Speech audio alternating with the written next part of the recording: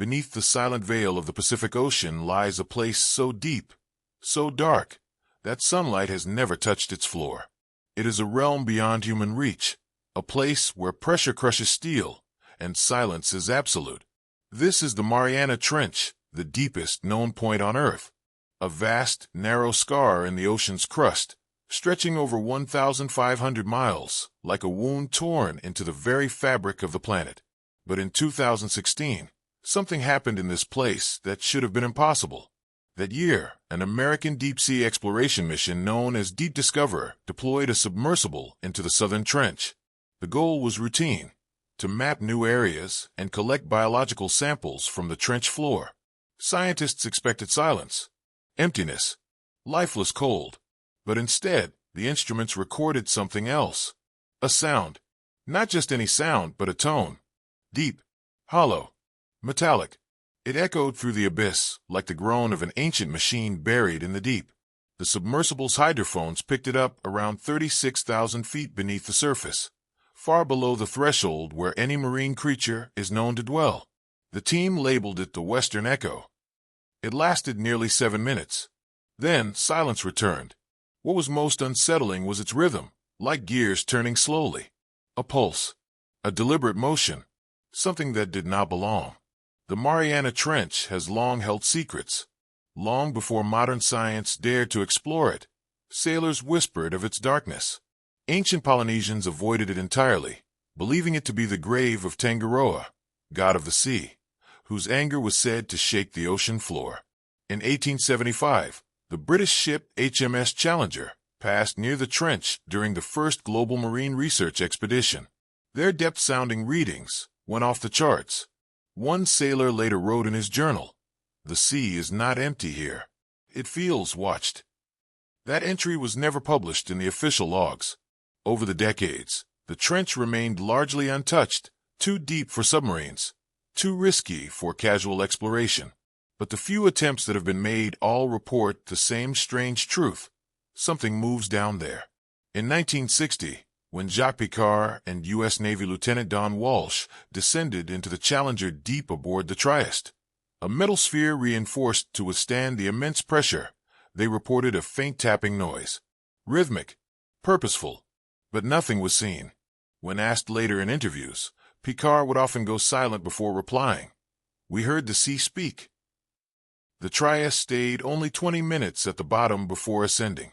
The official reason? Safety. The 2016 recording was different. It wasn't natural. It wasn't geological. And no known marine life could survive at that depth, let alone make that sound. Oceanographers from NOAA tried to cross-reference it with their database of underwater phenomena: volcanic rumbles, tectonic shifts, whale calls, subsonic interference. Nothing matched. The signal seemed to come from beneath the trench floor itself, as if something were hidden under the seabed, buried, or perhaps waiting. Later, data analysts noticed a peculiar pattern in the sound. Every 73 seconds, a low-frequency tone repeated, almost like a code. But what kind of signal could transmit from such a depth? There are no active communication systems there. No cables. No infrastructure. Nothing human. One researcher, speaking off record, claimed the signal resembled a form of mechanical sonar, but coming from below. Not scanning the ocean above, but the crust itself. As if whatever made it wasn't interested in the sea, but the earth. And then, just as suddenly as it had begun, the sound stopped. The team tried to send the submersible deeper to record more, but something went wrong. The pressure-resistant electronics, designed to survive even at full trench depth, began to fail. First, the navigation feed glitched. Then the lights flickered. Finally, the signal cut out entirely. It took 6 hours to retrieve the submersible. When they opened the housing, they found the cameras intact. But the footage from the final descent had been corrupted, all except a single frame. A blur. A glimpse of what appeared to be a perfect circular formation carved into the silt. Smooth. Artificial. Reflective. They never released that image to the public. Speculation grew. Some believed it was a new volcanic formation.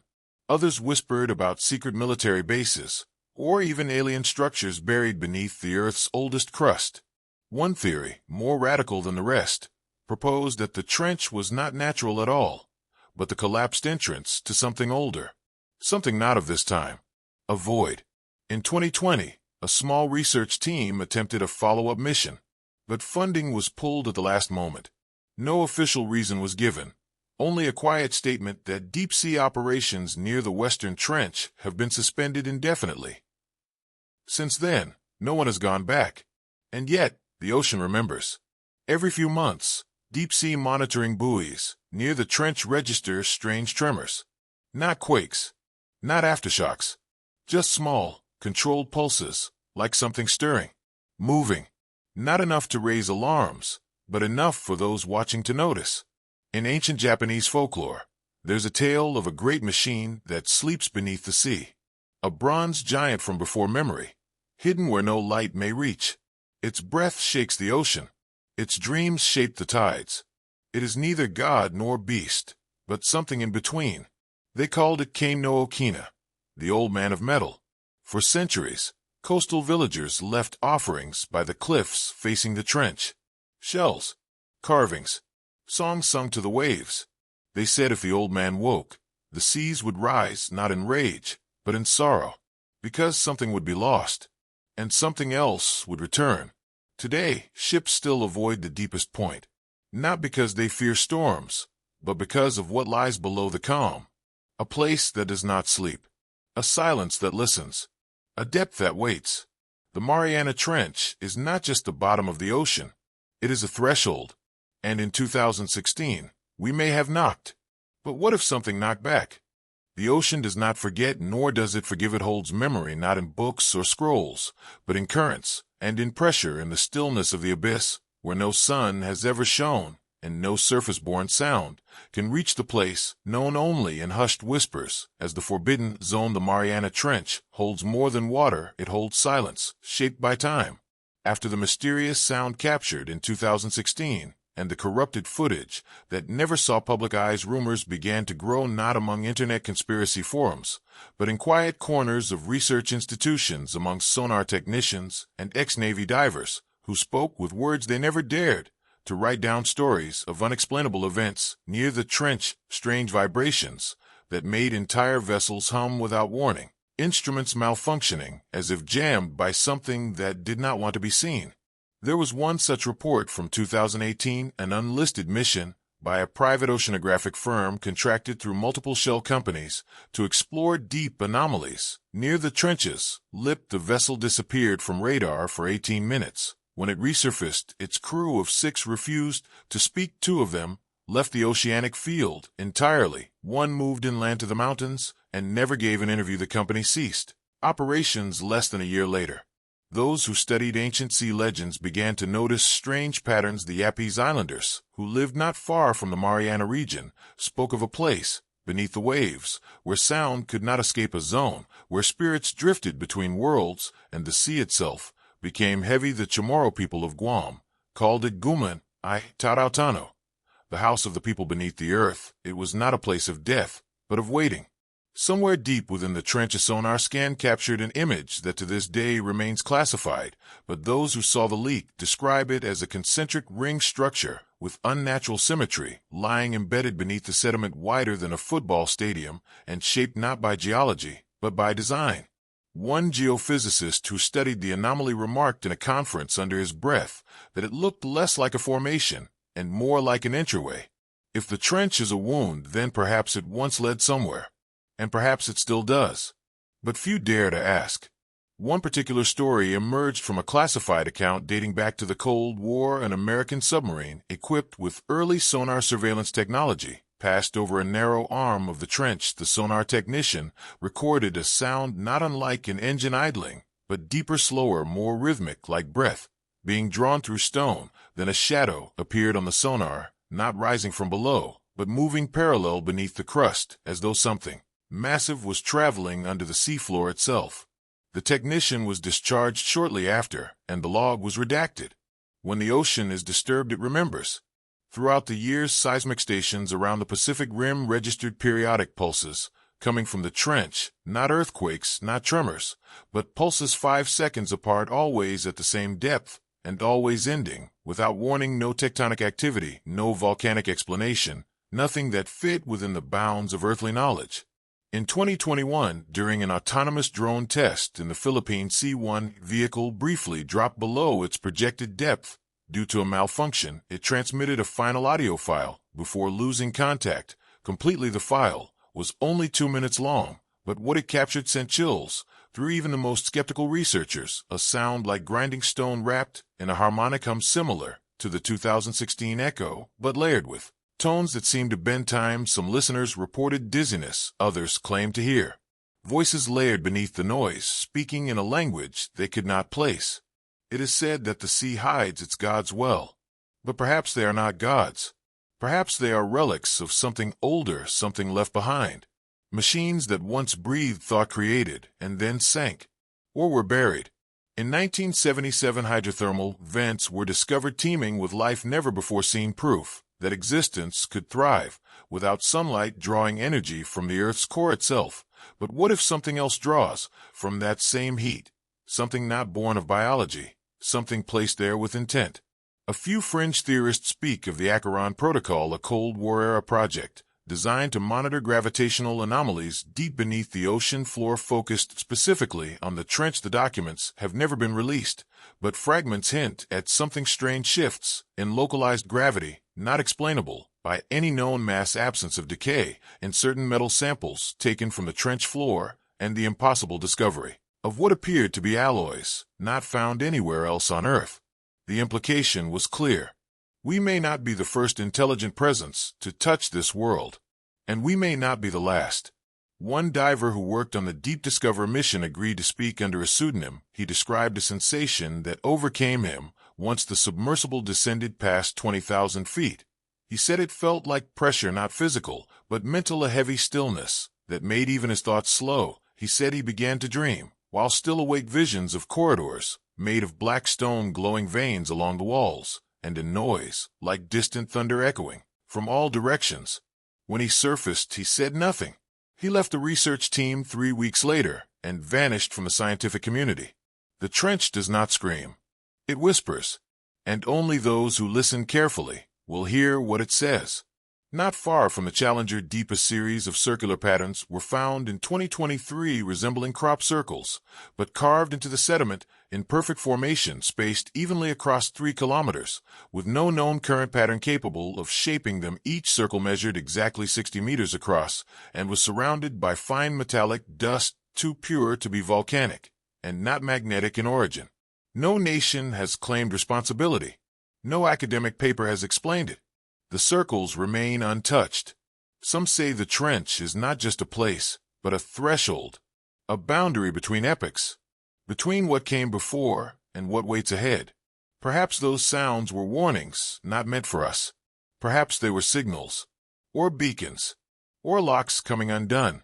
The last known descent into the deepest part of the trench was scheduled in late 2024 by an international team of marine biologists and engineers, equipped with the most advanced submersible ever built. The mission was canceled 2 weeks before departure. The reason given: unstable seismic activity in the region. But satellite data showed nothing unusual. The trench remained silent once more. But silence in the deep is not peace. It is potential. A stillness that waits for the right frequency, the right voice, the right key. Until then, the ocean watches. The trench listens. And something beneath the earth breathes slow and deep, waiting for the day the world above remembers or forgets.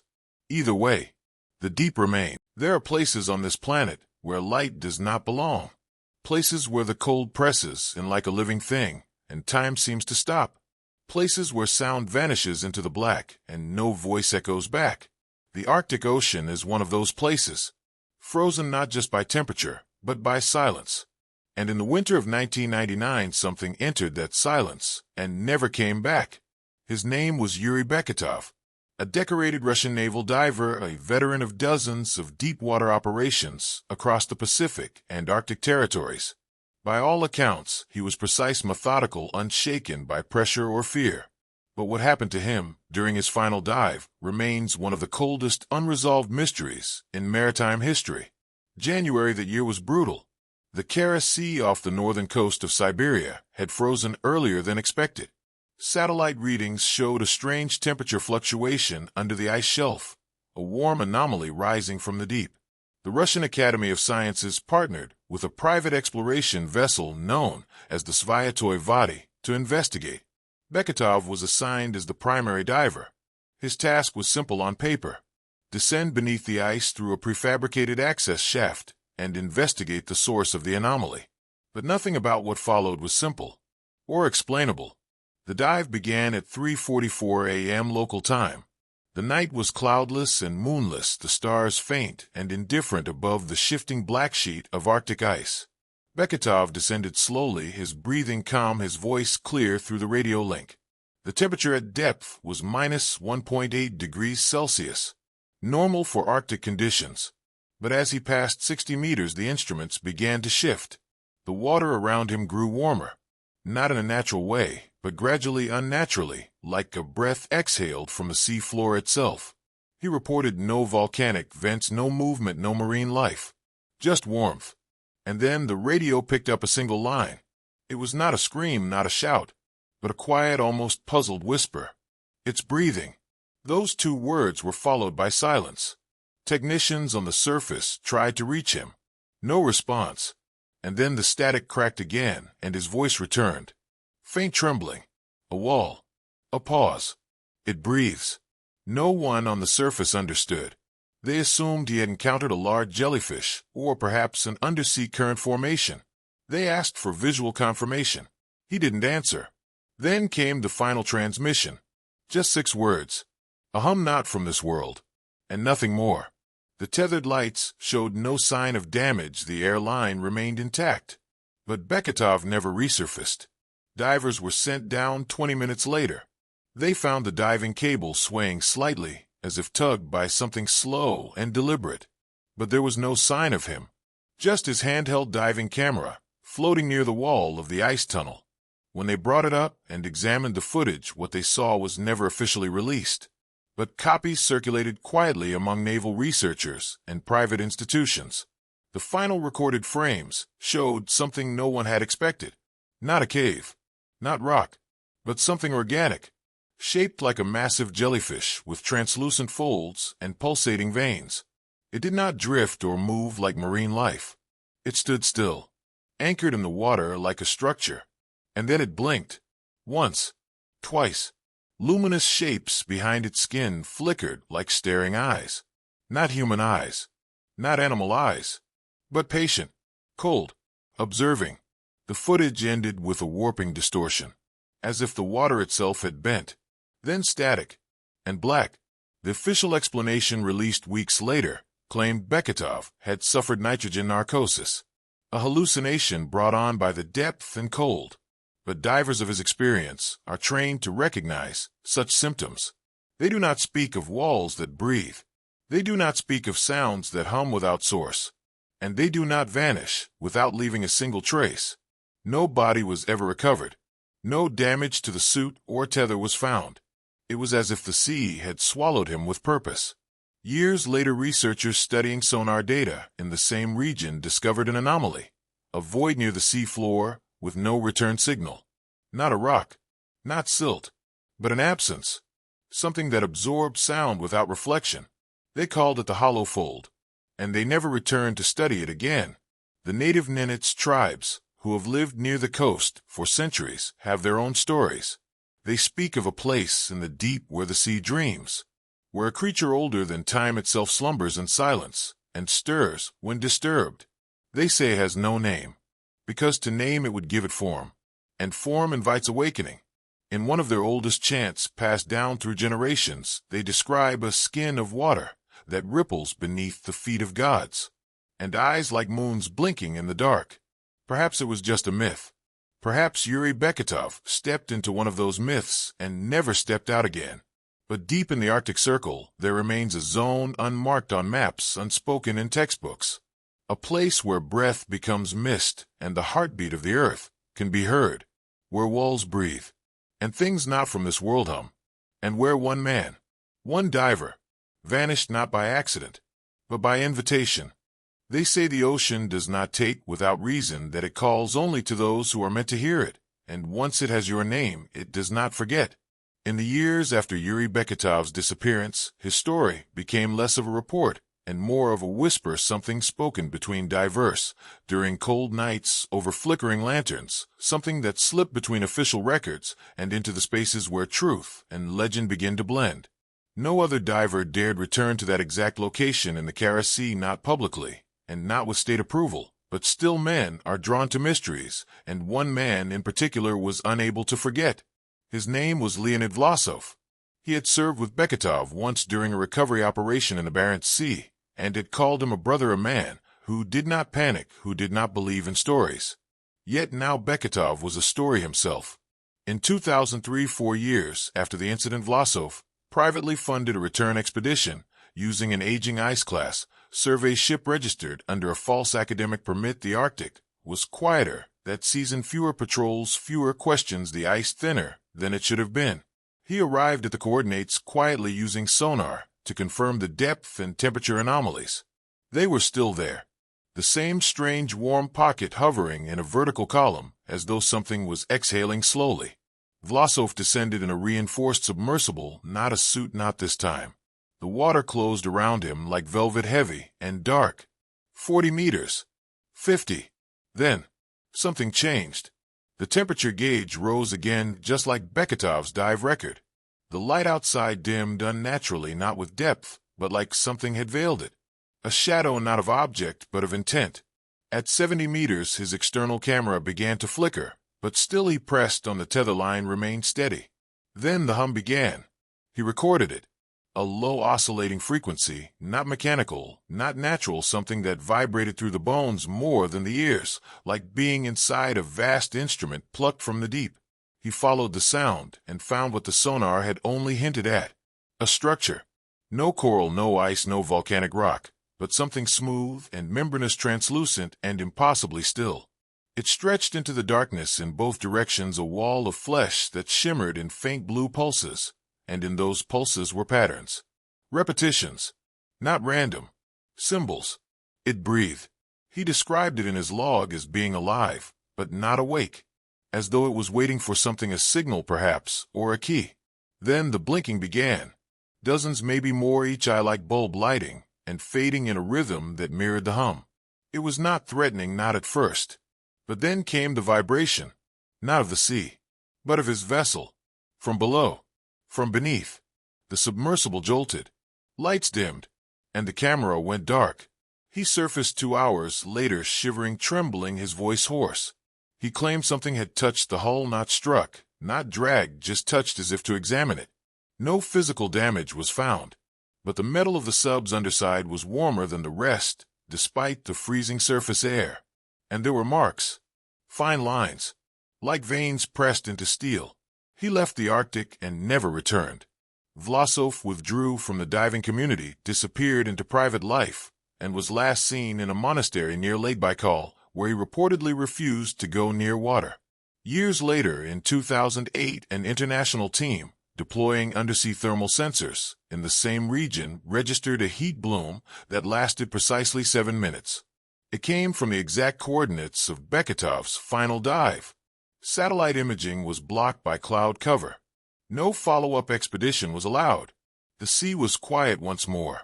But the questions never left. What had Beketov seen? What had blinked at him in the deep? And was it still there? Some theorists believe the structure beneath the Kara Sea is not unique, that similar breathing walls exist in other oceans, masked by tectonic noise or disguised as deep-sea vents.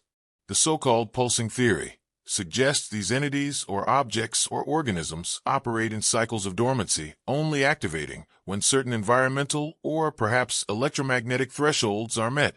Ancient mythologies echo these possibilities. The Icelandic sagas speak of Jormungandr, the world serpent, who sleeps coiled beneath the northern sea, causing earthquakes when it shifts. In Inuit folklore, there's a tale of the breath giver, a creature beneath the ice whose exhalations warm the water and whose eyes light the dreams of shamans. Even older are the Siberian cave paintings found in the Kurika River basin, depicting men diving into holes in the ice and facing vast translucent beasts with glowing heads and tendrils like roots reaching toward the sky. These images date back over 5,000 years.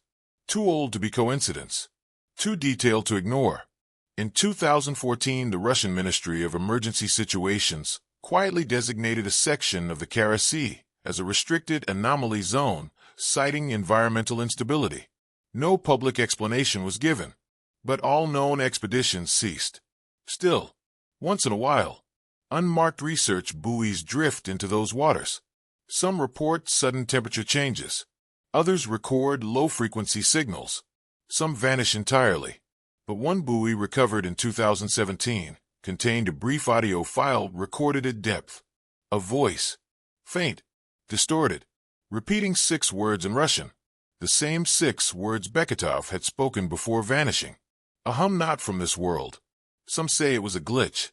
Others say it was proof that Beketov was still down there. Or something that remembered his voice was. The ocean does not release what it keeps willingly. Sometimes it leaves a trace. A camera. A whisper. A sound. But sometimes it keeps everything. And waits. There are still eyes in the deep. Still walls that breathe. And still silence that hums. For those who dare listen. The sea holds its breath. And listens back. There are places in the sea where time stands still, where the currents flow like whispers through forgotten bones, and the water does not rot but preserves, where the dead do not decay. But wait, the Indian Ocean holds many such secrets. Its depths are warm and vast, its floor scattered with wreckage from centuries past, merchant ships lost to storms, war vessels claimed by silence, freighters that vanished from radar in the blink of a storm cloud. But in 2003, a vessel was found unlike any other, a ship untouched by rust or rot, sleeping beneath the waves, with its eyes still open. The discovery was made by accident. An Indonesian salvage crew was mapping out cargo containers lost during the monsoon season. Their sonar detected something strange off the coast of Sumatra. It sat upright on the seabed, perfectly balanced. Not a ruin, but a relic. At first, they believed it to be a World War II transport, sunken but intact. They expected twisted metal, scattered crates, maybe even munitions. What they found was something else entirely. The ship had no name, no registration, no nation. Its hull was ironclad, blackened but unbroken. The markings had long since faded, or were never there at all. Divers were sent down. What they saw defied logic. The cargo holds were full. Wooden crates sealed with wax that had not melted. Barrels of salted meat, still dry inside. Ropes intact. Cloth unfaded. And then, they entered the crew quarters. What they found should have turned to dust. Bodies, lined in their bunks, fully clothed, hands folded as if asleep. Skulls tilted toward the ceiling. Mouths parted slightly, as if whispering, but their bones were clean, not bleached, not shattered, clean, as if they had died only yesterday. The ship had no obvious signs of damage, no hull breach, no fire, no reason for death, yet all of them were gone. The salvage crew brought up only one object, a small journal, water damaged, but legible. Its leather was smooth, too smooth for something that had been underwater for decades. Inside, a single entry repeated several times. In 3 different hands. She sails even when the sea is still. Her crew waits even when the wind does not. Do not follow. Do not follow. Do not follow. When authorities arrived to investigate, the ship was gone. Not sunk deeper. Not broken apart. Gone. Sonar found nothing. The seabed where it had once rested was smooth, undisturbed. The salvage crew returned to port. 3 men refused to speak. 1 vanished entirely. The journal remained. Experts dated the language to the late 1800s. But the ink was fresh. That part was never made public. For centuries, there have been whispers among sailors of the ships that never die. Ghost vessels, not drifting, not empty, but occupied, somewhere between death and time, between wake and sleep. A Dutch map from 1643 marks a region near the Chagos archipelago. with the symbol of a black hull. No flag, no wind, no anchor. The text beside it reads, Nimmer Stilton, the never still. That same symbol was found carved into the spine of the recovered journal. And then, there are the stories. A Portuguese logbook from 1712 describes an encounter with a silent ship, seen beneath the waves during calm weather, as if sailing below, not sunken, but submerged, following, shadowing their course for 3 days. It never surfaced. It never strayed. And then, it vanished. In 1947, a British patrol vessel near the Maldives picked up an anomaly, a heat signature on the ocean floor. They dropped a flare. The water below glowed red, and from that glow, a hull rose, briefly, then vanished again, leaving behind nothing but scorched salt on the deck of their ship. Those who speak of it now speak in riddles. They say the ship is not haunted, but alive. They say it is not wood and metal, but something wearing the shape of a ship, a creature, or perhaps a prison, a vessel that keeps its dead, not out of cruelty, but devotion. Some believe it is cursed. Others, that it is cursed for a reason, that it guards something. There are charts marked with dark lines where no fish swim, where no birds fly overhead, waters that churn without wind, as if breathing from beneath. In those places, ships vanish, and sometimes return, changed. In 2007, a private diving expedition traced the last known location of the 2003 discovery. They dropped down, passed through warm layers, then cold, then saw it, sitting silently, as if waiting. Lights flickered across its surface, like veins under skin. And then, the divers' feed cut out. They surfaced an hour later, screaming. One of them spoke only one word, over and over. Watching, watching, watching. He died in his sleep that night. Heart failure, they said. But his eyes were open. There are ships that never rot, never rust, never rise, never fall. They sleep below, listening, remembering. And sometimes, when the sea is quiet and the sky is still, you can see them, not with your eyes, but in your dreams. And if you do, look away, because once you see them, they see you. The sea holds many things, but it forgets nothing, not the voices lost beneath waves, nor the footsteps that never reached shore, not the steel swallowed in storms, nor the prayers whispered into salt wind. Every sunken ship becomes part of the deep. Every name becomes a murmur in the current, but not this one. This one remains. They say it does not rest, because it was never allowed to die, its purpose unfinished, its crew unwilling or unable to leave a ship that sails the bottom of the ocean, not as wreckage, but as watcher, its black hull buried in myth, its story scattered across centuries, like breadcrumbs in fog. After the 2007 sighting, the Indian Ocean became restless. Fishermen from the Andaman coast reported strange tides on calm days. Ships passing overhead saw bubbles rising in perfect circles, as if the sea were boiling without heat. Whales avoided the region. Dolphins turned in the opposite direction. Something beneath was moving, or breathing. One night a cargo ship en route to Mauritius caught something in its path, a reflection beneath the surface too large to be a whale, too straight to be coral. And then their instruments froze, clocks stopped, depth gauges failed. The crew felt a sudden heaviness, as if gravity had deepened around them. For 10 minutes the sea was still. Then the ship passed. The crew described it as black glass, curved like a hull, too large to measure and far too intact to be natural. No photos were taken because the cameras would not power on. When they returned to port, they said nothing, but the logbook carried a single entry. Midnight shadow. No stars. No sound. In the archives of Colombo Port lies a forgotten radio transmission logged in 1968. A patrol boat reported seeing a vessel rise from the sea 30 miles offshore, glowing faintly green and dripping with silence. They described its sails as wet though no rain had fallen, and its deck lined with unmoving figures, eyes open, faces dry. The call lasted 91 seconds, then static.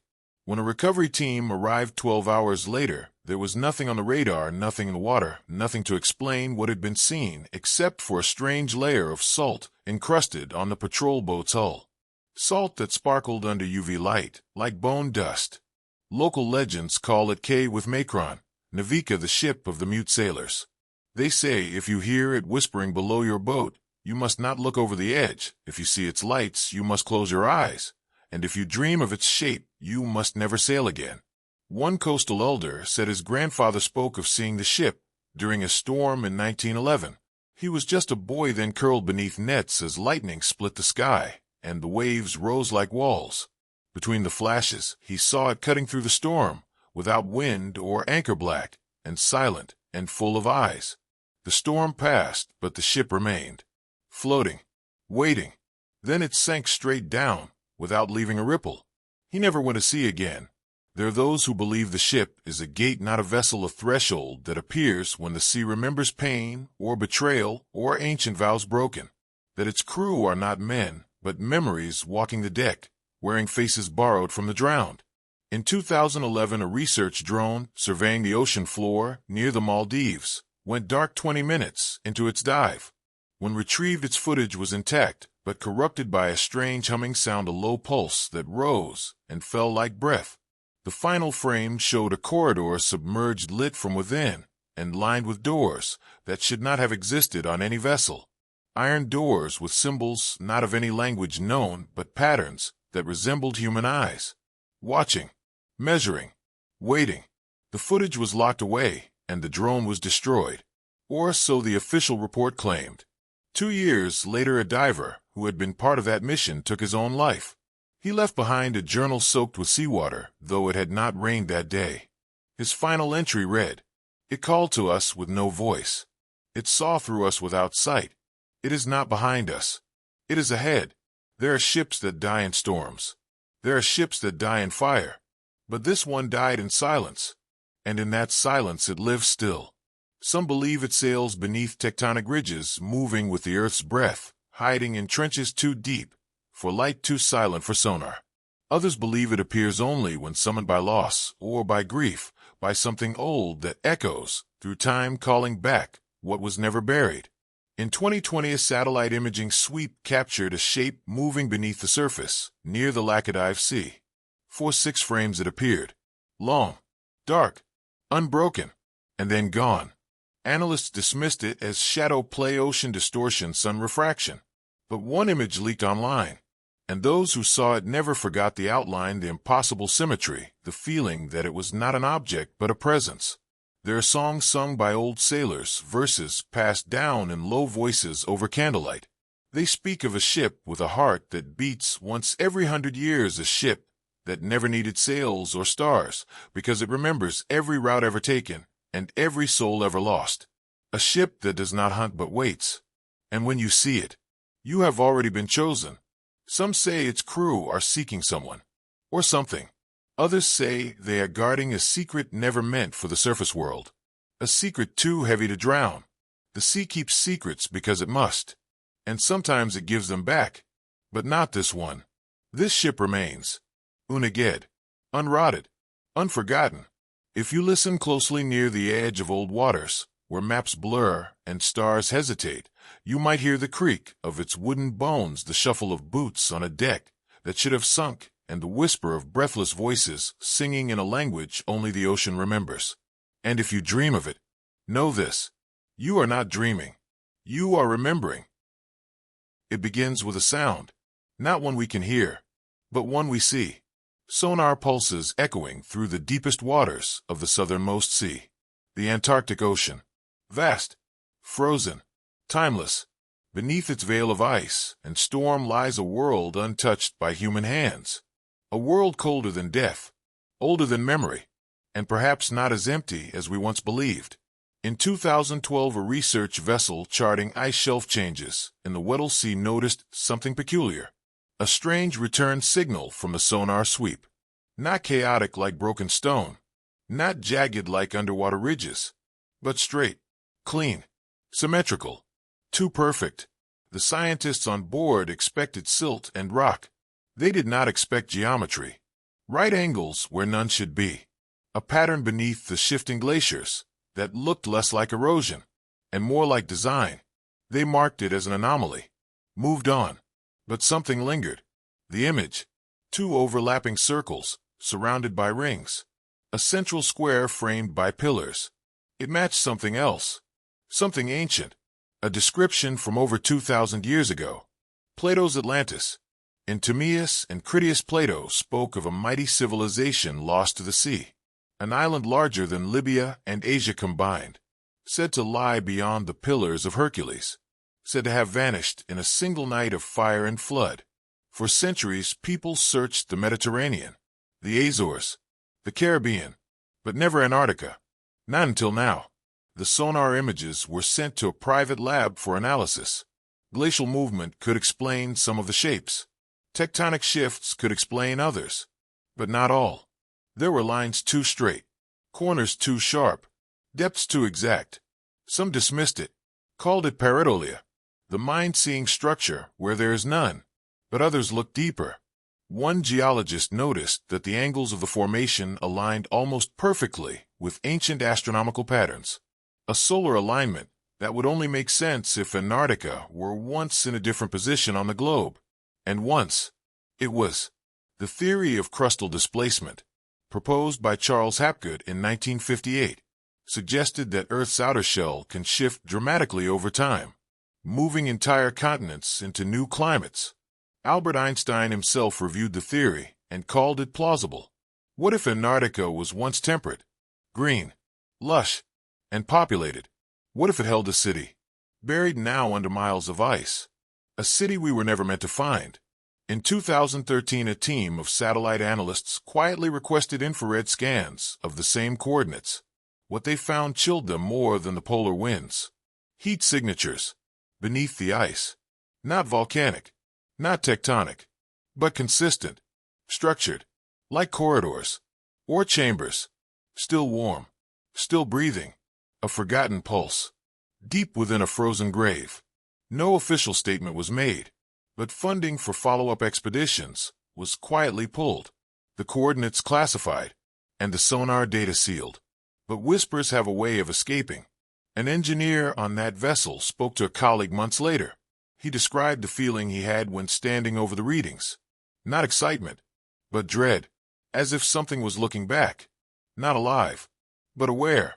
The ancient maps tell stories too. The Piri Reis map drawn in 1513 by an Ottoman admiral used even older sources. It shows the northern coastline of Antarctica in perfect detail, without ice, centuries before modern discovery. How? Unless someone had seen it, mapped it, long ago, before the ice, before the cold, before history was written in books, and was instead carved in stone. There are ruins across the world. Underwater temples off the coast of Japan. Massive megaliths in Bolivia. Stone circles buried beneath jungles. All built by unknown hands. At unknown times. But none so hidden as the one beneath the southern ice. In 2015, a private drone expedition launched from South Georgia Island. Unregistered. Unofficial. It disappeared within a week. No wreckage. No beacon. No distress. Just a final message sent from the edge of the Ross Ice Shelf. 3 words. We found it. What they found was never revealed. But 2 years later, one of the financiers was found dead in his home. No signs of struggle. No poison. No reason. Just a map pinned to his wall. Marked with a single red dot in the center of the Antarctic continent. Beneath it, a line handwritten. They were right. For centuries, the myth of Atlantis was laughed off as allegory, a moral tale, a philosophical metaphor. But what if it wasn't? What if it was a memory, passed down from an age before ice, before man forgot? The ancient Egyptians spoke of Zep Tepi, the first time, when gods walked among men and knowledge flowed like rivers. The Mayans spoke of a drowned city in the east. The Hindus of a vanished island called Kumari Kandam. So many stories, so many floods, and always the ocean, as if something was meant to be hidden there, locked away, frozen in silence, until the world was no longer ready. And if it still breathes beneath the ice, then it waits, not for us, but for something older, something that remembers when the world was warm, and the sea had not yet taken what was never meant to be found. The ice does not sleep, it creaks, it shifts, it whispers. Beneath miles of frozen silence, the earth remembers. And when men press too close, the past sometimes answers. In 2016, a military satellite captured thermal irregularities beneath the Antarctic plateau. The patterns were impossible. Too symmetrical, too measured, too alive. The shapes were buried deep under layers of permafrost. But they pulsed. Not like geothermal vents, not like lava. They pulsed in rhythm, as if something within was still turning, still breathing, still waiting. One pattern resembled a spiral. Another mirrored the Fibonacci sequence. Another traced a perfect hexagon. The data was redacted before it reached public agencies. But someone leaked it. Just one frame. Posted anonymously on an obscure geological forum. It lasted 11 minutes before vanishing. But those who saw it never forgot. A glowing lattice beneath the ice stretching outward like veins of forgotten light. Some said it was ancient technology. Others believed it was architecture. A few called it a warning. But none could deny it matched Plato's vision. Concentric rings. A central island. Bridges connecting zones of land and sea. Built by those who knew mathematics before history knew numbers. A scientist who analyzed the image in secret went silent for weeks. When she resurfaced, she refused to speak of it directly. She only said one thing. It's not dead. And it's not alone. Later that year, a team from a European university launched a glacier drilling project. The official goal was climate research, but their borehole was aimed at coordinates near the anomaly. 3 days into the mission, the communications cut off. On day 4, a distress signal was received. The voice was garbled, panicked, repeating a phrase over and over. We are not under the ice. We are inside it. No rescue was sent. The ice shelf collapsed days later, burying the site forever. The official report blamed unstable conditions. But those who listened to the last message heard something else in the static. A hum. Low. Constant. Too precise to be wind. Theories spiraled. Some claimed a lost civilization had once thrived there, sheltered in warmth generated by geothermal currents. Others whispered of an intelligence that was not human. Not then. Not now. That perhaps what we found was not ruins, but a vessel. Not broken. Not abandoned. But dormant. A city that waits. A city that remembers. Long before our calendars. Before the pyramids. Before the first spark lit the first fire. There may have been a world, and it may have ended not with war, not with plague, but with cold. A chosen sleep. A forced silence. Hidden in a place no man would ever think to look. But the world shifted. The crust moved. And ice came. Not as punishment, but as protection. A lock. A seal. And now, that seal cracks. A geologist once said, there are places where time folds, where the earth wears its age like a wound, and if you step too close you can hear it weep. In 2019, a deep-sea probe detected vibrations near the Antarctic continental shelf. They came at exact intervals, every 92 minutes. 7 pulses. Then silence. No known natural event repeats like that. No tectonic process is so precise. The pulses were mapped and overlaid with satellite terrain scans. They formed a perfect circle, 23 kilometers wide. No formation on Earth is that exact. Not naturally. When asked to explain it, the lead analyst simply replied, it is not a thing. It is a system. And systems do not form by chance. They are made, designed, and maintained. The question then becomes, by whom? And for what? In 2021, a team of researchers attempted a low-altitude flyover using a high-frequency radar array. Within minutes, the onboard instruments began to fail. Compasses spun. Screens went dark. The plane turned back, but not before capturing a single distorted image. Angular shadows beneath translucent ice. Too regular. Too deliberate. Some resembled towers. Others halls. Some even claimed to see stairs. But stairs to where? No one would say. They say those who have seen the raw data dream of things they cannot explain. Spiral corridors of obsidian glass. Light that bends without source. And walls that seem to breathe. The dreams do not fade. And some do not wake. There are ancient texts that speak of a land beyond cold, a continent of silence, guarded by time. The Book of Enoch speaks of a place where the fallen reside, bound in frost until the final day. The Popol Vuh tells of gods buried in stone beneath white mountains. Even the Sumerians wrote of a city swallowed by snow, its name erased, but its echo remaining. Always the same story. Something beneath, something sealed, something waiting, and always the sea nearby. Cold, endless, watching.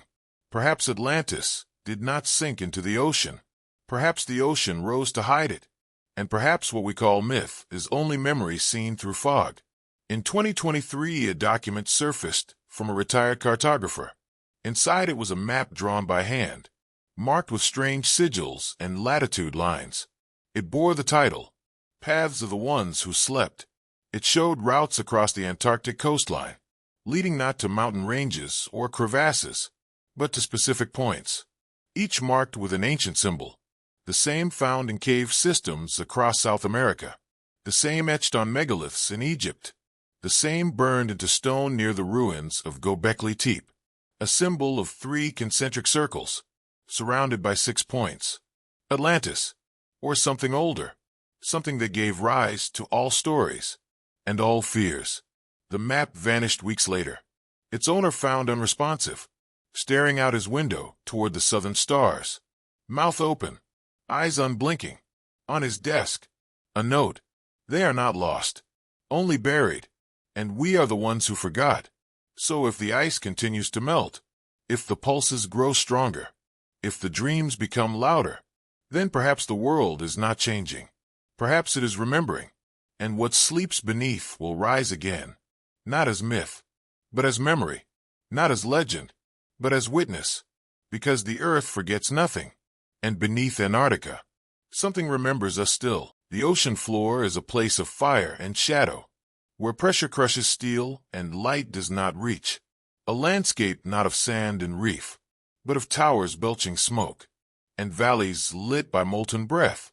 They call them black smokers, chimneys of superheated water, rising from the rift where the earth splits apart, born from magma, laced with metal.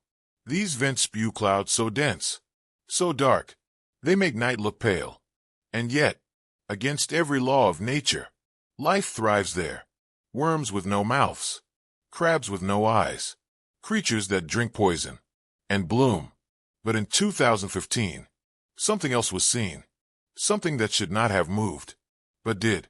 It began with a mission, routine, scientific, a private oceanographic vessel sponsored by a consortium of universities, sent a submersible into the Pacific, targeting a hydrothermal vent field near the Galapagos Rift. The goal, to document the ecosystem around a newly formed smoker, catalog changes, collect samples. The descent took hours. As the submersible lowered, the world above vanished, replaced by darkness that grew heavier, thicker, until even time seemed to slow. And then, the lights came on. Not stars, not creatures, but fire, flames of black and gold curling from the seafloor, twisting in the current like smoke from a funeral pyre. The camera drifted closer. Worms swayed like red ribbons. Crabs scuttled across rocks slick with iron. A garden of the damned, thriving in heat that could melt bone. But then, the camera turned and froze. There, in the plume's glow, something sat against the rock. At first it looked like coral, a growth, petrified. But then it shifted. Not quickly, not with muscle, but with a slow grinding motion, like stone flexing beneath centuries of weight. Its surface shimmered with crystal patterns, veined, textured, as if the earth itself had grown limbs. From its sides, tendrils hung, thick, like ropes, and above, 2 eyes, not glass, not flesh, but something in between. They blinked, once, slowly. The recording continued for 23 minutes. The creature did not flee, did not attack. It watched, as if it was aware, but unconcerned. And when the submersible drew back, it turned, bent toward the vent, and placed its face into the black cloud, not to feed, not to breathe, but to disappear. into the smoke. The footage was pulled from the live stream days later. Official statements cited data corruption. But by then, clips had spread, shared in silence, across forums, among researchers, among believers. Biologists called it impossible. No vertebrate, no invertebrate, no fossil record supported such a form. A stone creature, with blinking eyes. It was unthinkable. But the deep does not care for what we think. It remembers what we forget. Ancient myths speak of beings that live within stone. The Inca told of the Urkagwari, a guardian of metal veins, sleeping beneath mountains, half beast, half mineral. The Japanese spoke of the Ishin-Okami, stone gods that moved only when not watched. Even the Greeks whispered of Galatea, a statue that came to life when touched by divine breath. Stories, legends. Until now, the submersible's last data logs were scrubbed, but a backup remained. One technician, before being dismissed, leaked a fragment of telemetry. It showed localized gravitational shifts. Tiny, but real. The weight of the creature was changing, growing heavier, then lighter, in pulses, as if its mass was breathing, alive, but not as we know life. Something older, slower, made not of cells, but crystal, not of flesh, but pressure. There were other anomalies. In 1997, a NOAA expedition recorded faint seismic tremors near the East Pacific Rise, tremors that mirrored biological rhythms, not random, but timed, like a heartbeat. They dismissed it as tectonic noise.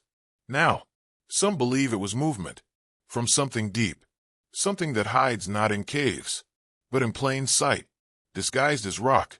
In 1972, a Russian sub reported a wall of stone that shifted when touched. The crew dismissed it, filed no report. Years later, the pilot confessed. He saw it blink. What lives at the bottom of the world, where heat burns and darkness grows? Perhaps not just animals, perhaps not just machines, but something in between. Living stone, ancient and patient, watching, waiting. And when we find it, what then? The deep sea does not forget, it only waits. Its silence is not emptiness, but memory compressed under time and pressure.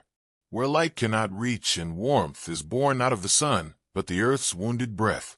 There are places down there where the world's bones break and bleed heat, and around those wounds strange things grow. But not all growth is life as we understand it. Some things rise not from cells, but from stone, not from evolution, but from stillness. In the weeks following the 2015 sighting, there was silence. No press, no follow-up, no scientific paper. Just gaps, deleted logs, erased backups. Researchers moved to other projects. Ships changed course, and still the ocean boiled quietly in the dark. But rumors persisted, among technicians who worked the deep rigs, among drone pilots who glimpsed more than they should. Stories of shapes on the seafloor that shimmered like obsidian and moved like smoke, of chimneys that shifted slightly when no current blew, and shadows that lingered where no light fell. In 2017, a French deep-sea mining drone captured thermal scans near the mid-Atlantic ridge. Readings showed two black smokers with elevated temperatures, much higher than any known system. The readings pulsed, synchronized, breathing. When visual feeds were reviewed, analysts found something unsettling. Beneath the rising columns of sulfur and steam lay forms. Not fish, not vent worms, but figures, curved, segmented, still. And yet, the plumes around them swirled as if disturbed by motion, like heat around a hidden furnace. One figure appeared to lean, only by degrees, but enough to suggest presence, and possibly awareness. The footage never aired. The drone was recalled, scrapped, but a technician kept it still. A single frame, shared years later, a silhouette of something curled around a vent stack, its surface layered with crystalline plates, and two hollows where eyes might have been, wider than a man, taller than a tree, lying in wait, or simply dreaming. No one could tell. The term living stone began to circulate in closed circles. An idea whispered more than spoken. Impossible. but persistent. A life form without flesh. A mind without speed. Something built for a world without light. Formed in pressure. Fed by metal. Moving not in hours, but in centuries. In 2018, a Japanese research vessel passed over the Mariana Backart Basin. Their sonar recorded what was thought to be a series of collapsed chimneys. Later analysis revealed the formations were not random. They formed a spiral. 13 vents in perfect arc. The odds of natural occurrence were infinitesimal. And at the center, an object. Raised. Angular. Too uniform to be chance. Too silent to be ignored. They sent no drone. They did not stop. And within days their data servers were wiped by what was described as an electrical surge. No explanation was given. No attempt made to recover. The official logs list nothing unusual. But one crew member resigned days later. His final note: some things are not meant to rise. The deeper the sea, the older its truths. Before bones walked, before leaves breathed, before light ruled, there may have been others, born in heat, fed by mineral veins, sleeping in stone, not monsters, not gods, but the first children of earth. And they did not die. They endured, changed, slowed, turned to crystal and ash and stillness. They became the vents, the chimneys, the watchers, and perhaps the black smokers we study today are not just wounds in the earth, but mouths, breathing slow, exhaling heat, whispering secrets to those who dare listen. A Chilean geologist once said, "Some rocks are not formed. They are remembered, pressed into shape by stories too old for flesh." In 2020, a drone from an independent science team captured 34 seconds of footage before its signal dropped. The footage showed a forest of pillars, twisting upward from the sea floor, moving slightly, just slightly, with no current. Each pillar bore veins of glowing blue, pulsing, slow, as if each were part of a single larger thing. Each a finger, or an eye, or a tooth, not separate, but one. An ancient body hidden in geology, camouflaged as terrain, until we looked too closely. And then, it shifted. The drone imploded, crushed. No cause was found. The wreckage rose to the surface, covered in a thin film of iron, perfectly smooth, as if melted then reformed. No deep-sea pressure leaves marks like that. No natural vent burns so clean. But something did. Something touched it, marked it, and let it go. The crew spoke little afterward. One member refused to touch metal for weeks. Another took to drawing spirals endlessly, a pattern that mirrored the sonar image from 2017. Again and again, a spiral of stone, around a dark heart. What sleeps beneath is not dead. What moves in stone is not gone. And what we call black smokers may not be machines of nature, but signals, markers, beacons, or warnings. Each vent a breath from something deeper still. And each breath, hotter, each pulse, closer. We look down and see fire, but what looks back may see us as sparks, brief, bright, and burning out.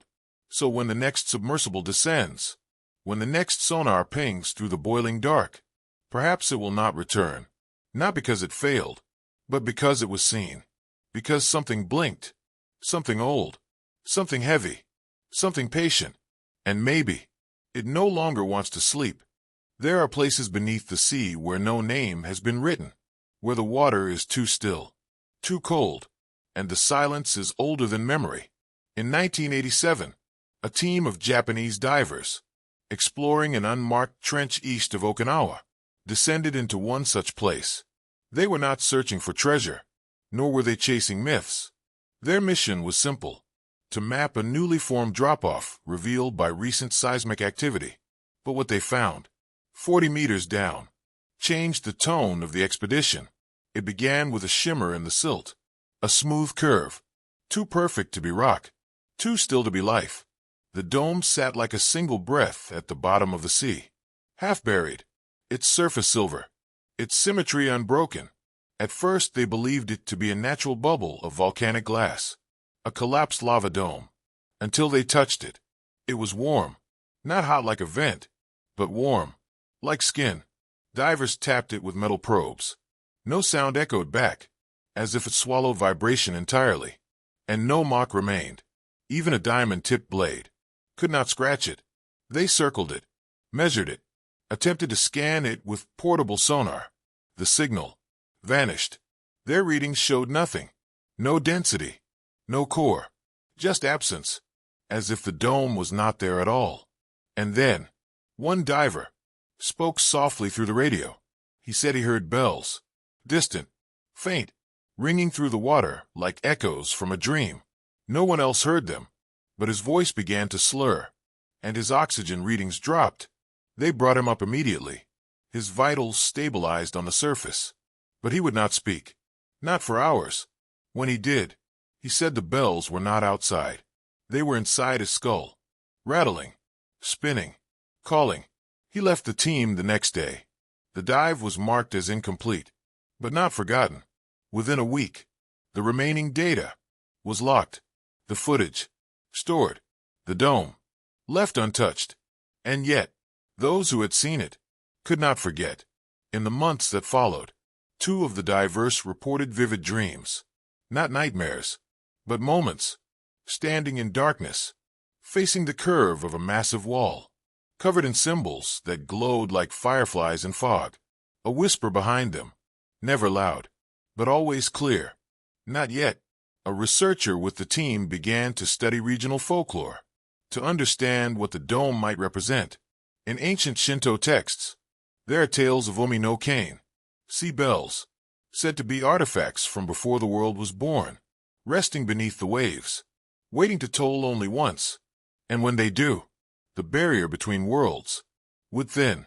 The text described them as perfect spheres, metallic, untouched by time, guardians of thresholds, keepers of things forgotten. It is said that to awaken a sea bell is to invite remembrance, not just of what was, but of what still sleeps. These myths, long dismissed, now carried weight. In 1990, a second expedition attempted to return, privately funded, unreported. They located the trench again, but the dome was gone. The silt was disturbed, as if something massive had shifted beneath it. But the dome had vanished. In its place, they found a ring, a perfect circle etched into the seabed, 15 meters wide, shallow, like a fingerprint pressed into flesh. It radiated residual heat, and in its center, a depression, as if something had risen.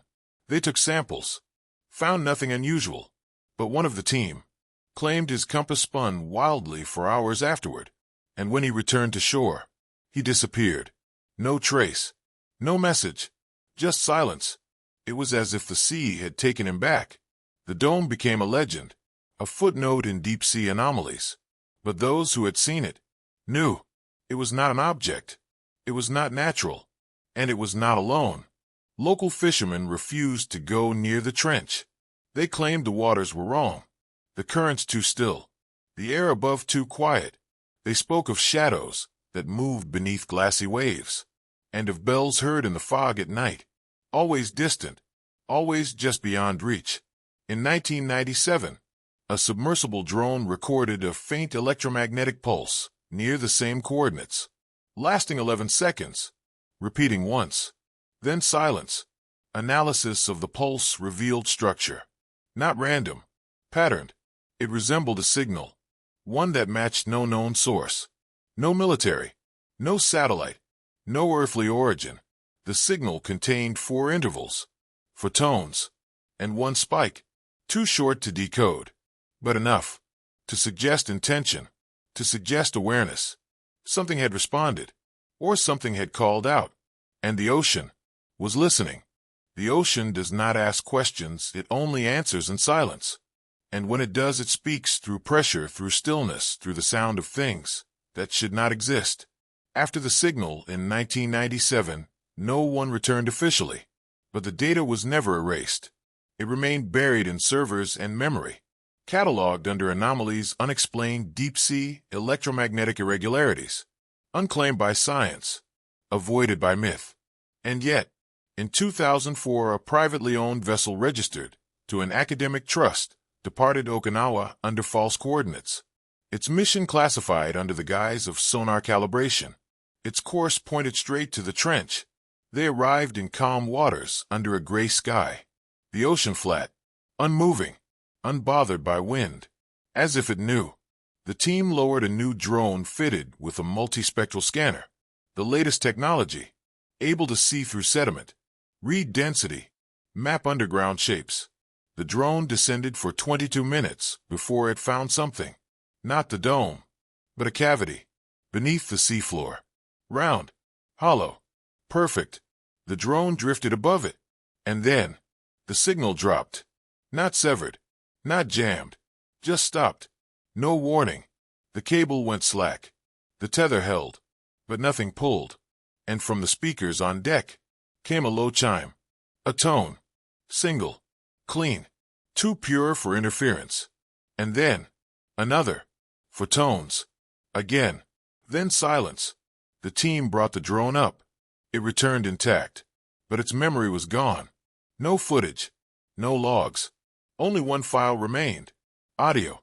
11 seconds. The same 4 tones repeated. But in the background, a soft hum. Like something breathing through metal. They reviewed it dozens of times. But the hum never changed. The tones never wavered. As if the dome was still there. Not seen.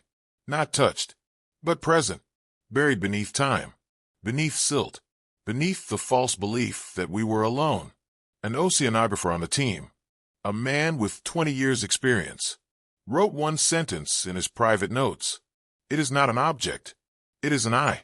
That same year, a fisherman 30 miles north was pulled from his capsized boat. Delirious. Frozen. Eyes wide. He spoke of bells ringing beneath the sea. Of a glow rising from the depths. Of a voice. Without language. Calling from under the waves. He died 3 days later in his sleep. No cause determined. No struggle. Just gone. As if something had called him home. Local monks were consulted. They came in silence, carried salt and paper wards, and chanted over the water for 3 nights. One monk, old, blind, spoke of the Shone, a legend lost to most, but known to few.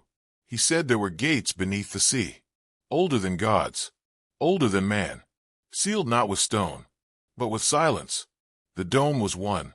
A gate not yet opened, a bell not yet rung, and should it toll, the world above would not break.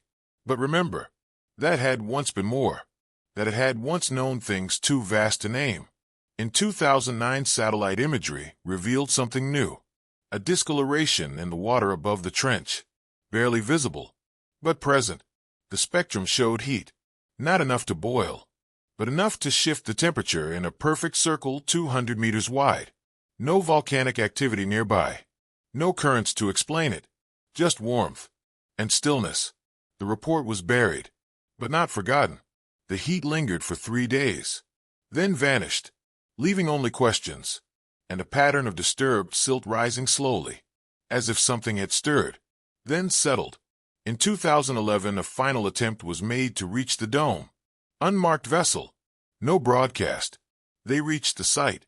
Lowered a new type of probe, equipped not with sensors, but with sound. The goal, to speak, a sequence of tones based on the earlier signals, transmitted into the deep.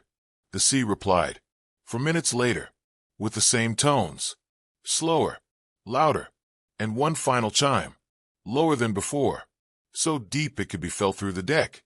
Then nothing, no currents, no echoes, no movement, until the water began to rise, not in waves, but in shape, a bulge, a soft lift, as if something beneath exhaled. The crew pulled the probe back, shut down transmission, and left. They said nothing, but days later, a tremor was felt across the eastern coast, barely measurable, yet every dog, every bird, reacted, staring out toward the sea. Since then, no one has returned. The coordinates are now blank, the charts edited, the trench unmarked, but the stories remain, of a dome that listens, of tones that echo in dreams, of bells that never ring, until they do. They say if you dive deep enough, and listen long enough. You might hear it, the low hum, the four tones, the last breath of something old, not dead, just waiting. And when it opens, it will not be with thunder, but with memory. It began with the tide, a slow breath drawn by the earth, a shift in the water, barely noticed, barely whispered, and then it came ashore. In the early hours of June 17, 2014, the fishing village of Chailin-Kanoa, nestled along the western edge of Saipan, woke to the scent of salt and decay. A storm had passed during the night. Low thunder, no rain, just strange pressure in the air. At dawn, the ocean had retreated unnaturally far from the shore, and in its place, a corpse, 30 feet long, twisted, heavy, alien. Its skin, if it was skin, shimmered in dark hues of green and violet, as if the creature had been carved from oil. Its surface still wet, still warm. The fishermen who found it said it did not look dead, only sleeping. They circled it cautiously, mist curling from its back, the shape uneven, but deliberate. It had no scales, no gills, no spine as we know it. Its mouth, a crescent of obsidian-like blades, jagged, too many to count, none broken, none dulled, and from its torn underbelly, a faint light pulsed, not like bioluminescent fish, but deeper, like the glow of dying embers under wet ash. One man stepped closer, reached out, touched the edge of a tooth. He pulled his hand back in silence, a thin line of blood running down his finger. It had cut him without pressure. The mayor was called, then the Coast Guard, then the scientists, but the villagers had already named it. Ryujin, the dragon of the deep, a god of storms, of sea, of secrets, from the oldest Japanese myths. They said he ruled from a palace beneath the waves, made of coral, pearl, and silence. And now, he had come to land. The corpse was covered quickly, photographed, measured. It was not a whale, not a squid, not anything in the taxonomy of the known. Paleobiologists were flown in, oceanographers, military consultants, and with every answer, more questions came. The bones were unlike anything catalogued, a lattice of hardened cartilage, threaded with glowing fibers that faded slowly as the hours passed. One of the vertebrae, if it could be called that, was removed for analysis. It cracked on contact with air, and inside, they found liquid, thick, blue, still moving, still warm, still alive. The area was cordoned off. News was silenced. Satellite images scrubbed. But the locals remembered. They saw the body before the suits arrived. They saw its eyes, large, closed, but not empty. The eyelids were translucent. Beneath them, a network of veins, and something that shimmered when touched by light. The creature had not rotted. Even as days passed, it did not bloat, did not decay. It simply faded, shrinking slightly each day, as if it were dissolving into the air, or returning to something else. Some said they saw the mist rise from it, and twist, and vanish into the sea again. Within a week, the corpse was gone. Nothing remained but disturbed sand, and a scent no one could describe. Metal, ash, and something older. The research teams never issued a report, but in late 2015, an internal document was leaked from a defense lab in Okinawa. It described a biological specimen retrieved from the Mariana Basin, designated Entity 014RJ, estimated age, unknown, origin, unconfirmed, behavioral status, deceased, but unconfirmed. In the margins, a handwritten note: do not classify, do not preserve, do not return. One page of the report included a cultural appendix, a translation of an ancient scroll, held in a Kyoto shrine for over 600 years. The scroll described a creature, birthed in the trench when the world was still cooling, a guardian, or a prisoner. It slept in palaces of pressure and stone, guarding treasures not of gold, but of knowledge. It said that when man begins to light the deep, when sound replaces silence, when steel dares to touch the abyss, Ryujin would rise, not in anger, but in warning. A corpse sent to shore. So we would know. So we would stop. The final line of the scroll was smudged, faded by time. But one word remained clear. Return. The sea has its own language. It does not speak in words, it speaks in pressure and silence, in the slow drift of the tide, and the weight of things it chooses to release. But sometimes it sends back more than driftwood, more than forgotten, nets more than old bones. Sometimes it sends a warning. Weeks after the corpse vanished, the ocean around Saipan changed. The water grew colder at the surface, but warmer beneath. Fish disappeared from usual paths. Pods of whales diverted without reason. The coral near the shoreline began to darken, not dying but dimming, as if something unseen had passed through and left a shadow behind. The villagers said the sea had taken something back, and left something else in return. Not a creature, not a body, but a memory. One diver from a local university ventured to the shelf where the body had washed ashore. He descended slowly, tethered, armed with sonar and light. What he found was a trench, narrow, new, as if the sand had been pushed outward, not by current, but by force. A slide of flesh through the floor. A wound in the seabed. At the bottom, he found something he could not explain. A smooth shape buried beneath sediment. Like bone. But not. It pulsed faintly when touched. He surfaced in silence. He said nothing for 3 days. When he finally spoke, his voice trembled. He said the sea was watching. Not the waves. Not the fish. The sea itself. Watching. And it was not done. That same month, in a lab across the world, a small shard taken from the corpse was examined under electron scan. What appeared as solid under normal light revealed motion. Slow rotation. Internal threads like coiled wires shifting. Changing. Alive. The sample was sealed and locked in containment. 2 nights later, the vault overheated. Alarms failed. Cameras went blind. And in the morning, the sample was gone. Evaporated. No residue. No fragments. Just absence. No one spoke of it again. But quietly the data was marked. Unclassifiable. And one more word was added. Uncontainable.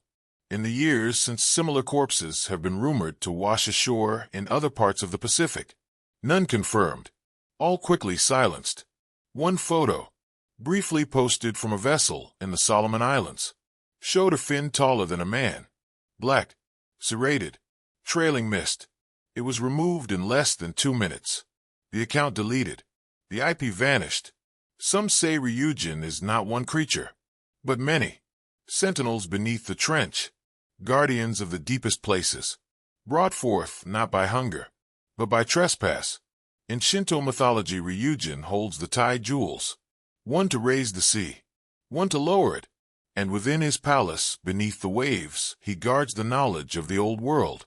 A world that came before. Drowned not by flood, but by silence. The Ryugujo. A kingdom not of coral but of thought. Built beneath pressure. Sustained by memory. Where time does not pass, but loops. And in that place, it is said, the dragons sleep. Not as beasts, but as echoes. In 2021, an underwater probe, deployed by a deep-sea mining company, went silent near the Mariana Basin. When recovered, its final image showed a shadow. Massive, arched, curved like a rib, with lines glowing faintly along its edge. Not machine, not rock, but something else. And in the background, a flicker of movement, a blinking glow. Twin points of light in the dark. Gone in less than a second. The image was dismissed as artifact, but those who saw it did not sleep well. They dreamed of pressure, of soundless roars, of teeth like obsidian, floating in black, motionless. And then, smiling, that same week, a signal was received by a deep ocean relay buoy. A low-frequency wave. Repetitive. Patterned. It pulsed in groups of 7. The same number found in an ancient carving on the island of Yanaguni. A dragon coiled 7 times, its body wrapped around a spiral, its eyes empty, its mouth open, as if screaming, or warning. The sound has not repeated, but the sensors remain active, waiting. In the myths, Ryujin controls the storms. But perhaps it is not control. Perhaps it is response. A reaction to intrusion, to the drills, the subs, the lights. Perhaps the corpse was never dead, only unfinished, or sent, to be found, to be seen, and then remembered, because sometimes the ocean does not bury its secrets. Sometimes it delivers them, wrapped in flesh, dripping with salt, eyes closed, waiting for us to ask why, waiting for us to open what should remain sealed. And when we do, when we break the surface of what lies beneath, it does not scream, it does not fight, it simply returns, piece by piece, until we understand, or until we vanish. There are places on this earth where the sea does not behave, where the waves carry more than salt, and the silence beneath speaks in frequencies we cannot understand.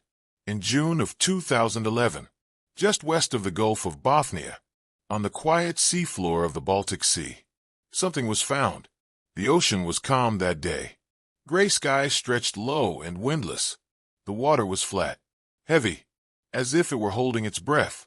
A team of Swedish treasure hunters, known as Ocean X, was searching for wreckage, old trade ships, war relics, anything that might sleep beneath centuries of northern tide. But what their sonar returned was not a ship, not wood, not steel, not ruin. A perfect shape, 200 feet in diameter, circular, elevated slightly off the seabed. Its outline too smooth, too deliberate. It looked like it had landed, or had never moved. They circled it once. Then again. The signal was unstable. The image flickered with interference. Their equipment, seasoned by years of use, began to fail.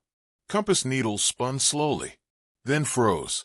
Cameras blinked off, then on again. Blurry, out of sync.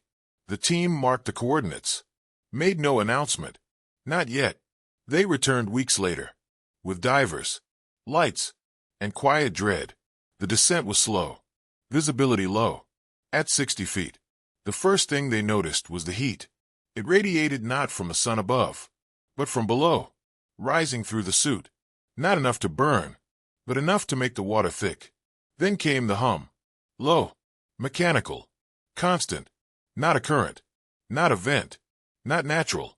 They approached the object, and the sea grew silent. No fish, no movement, just the divers, and the shape. They called it a dome, but it was more. Its surface was coarse but regular, stone-like, but not eroded, not worn. Lines traced its edge, grooves too straight to be formed by chance. One diver placed his hand on it.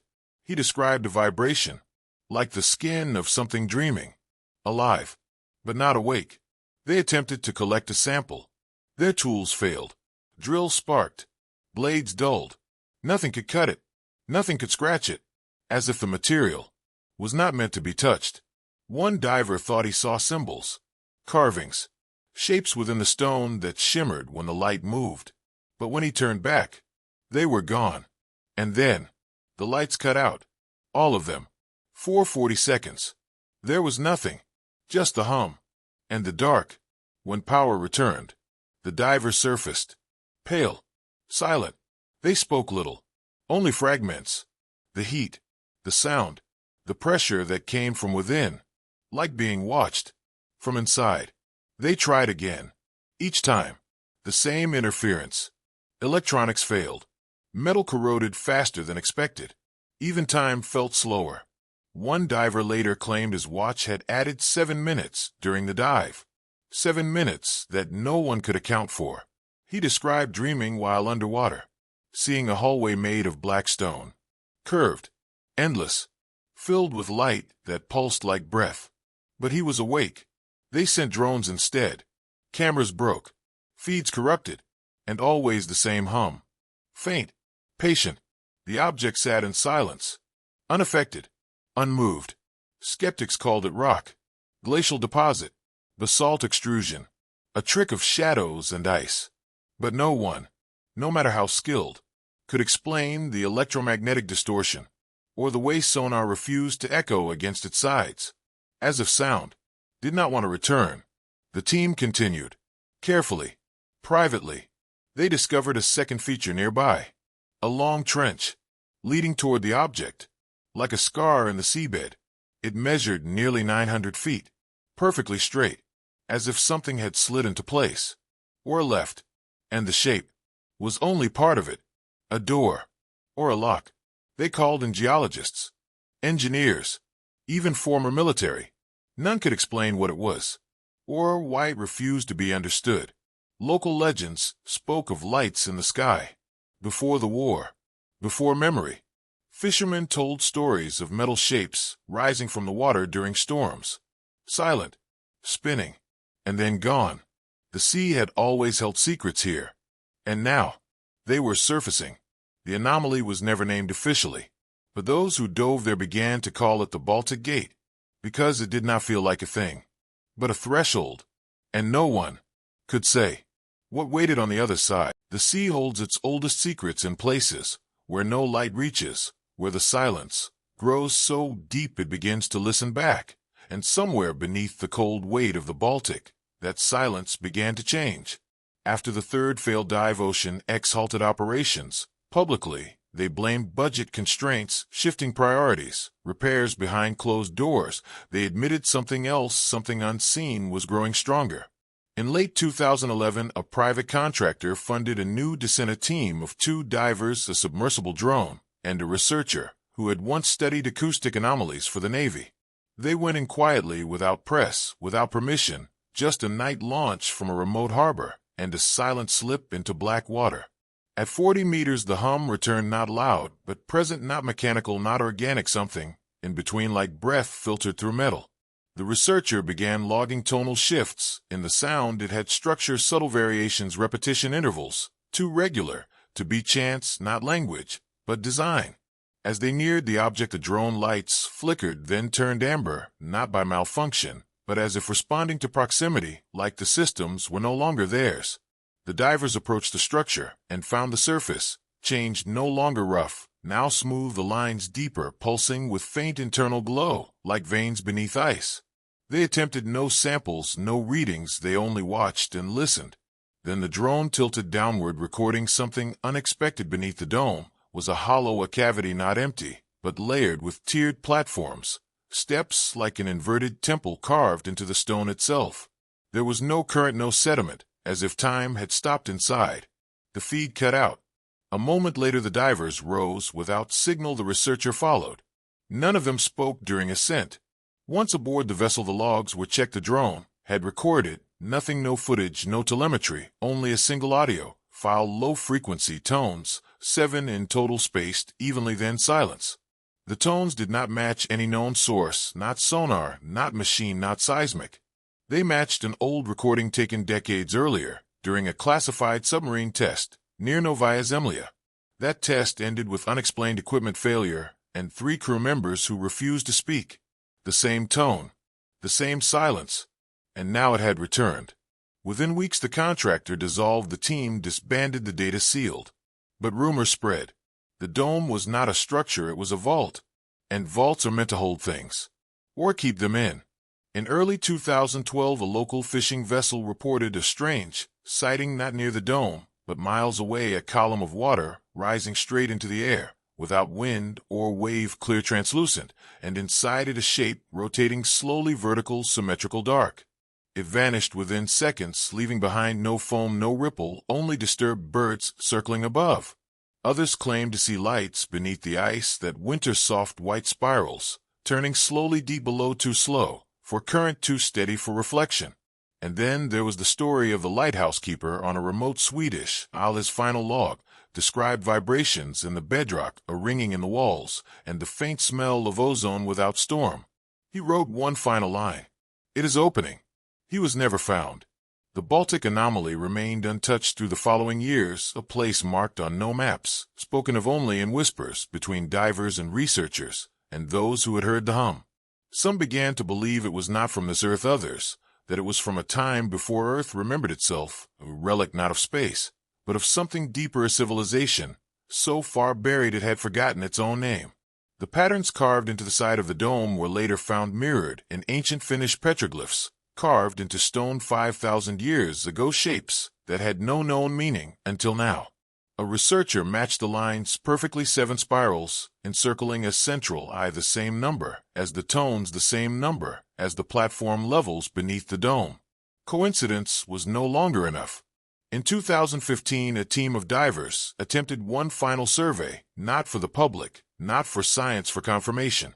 They reached the dome and did not surface for 47 minutes longer than their air should have allowed. When they returned, they were silent, pale, eyes wide, as if blinded by something that had no light.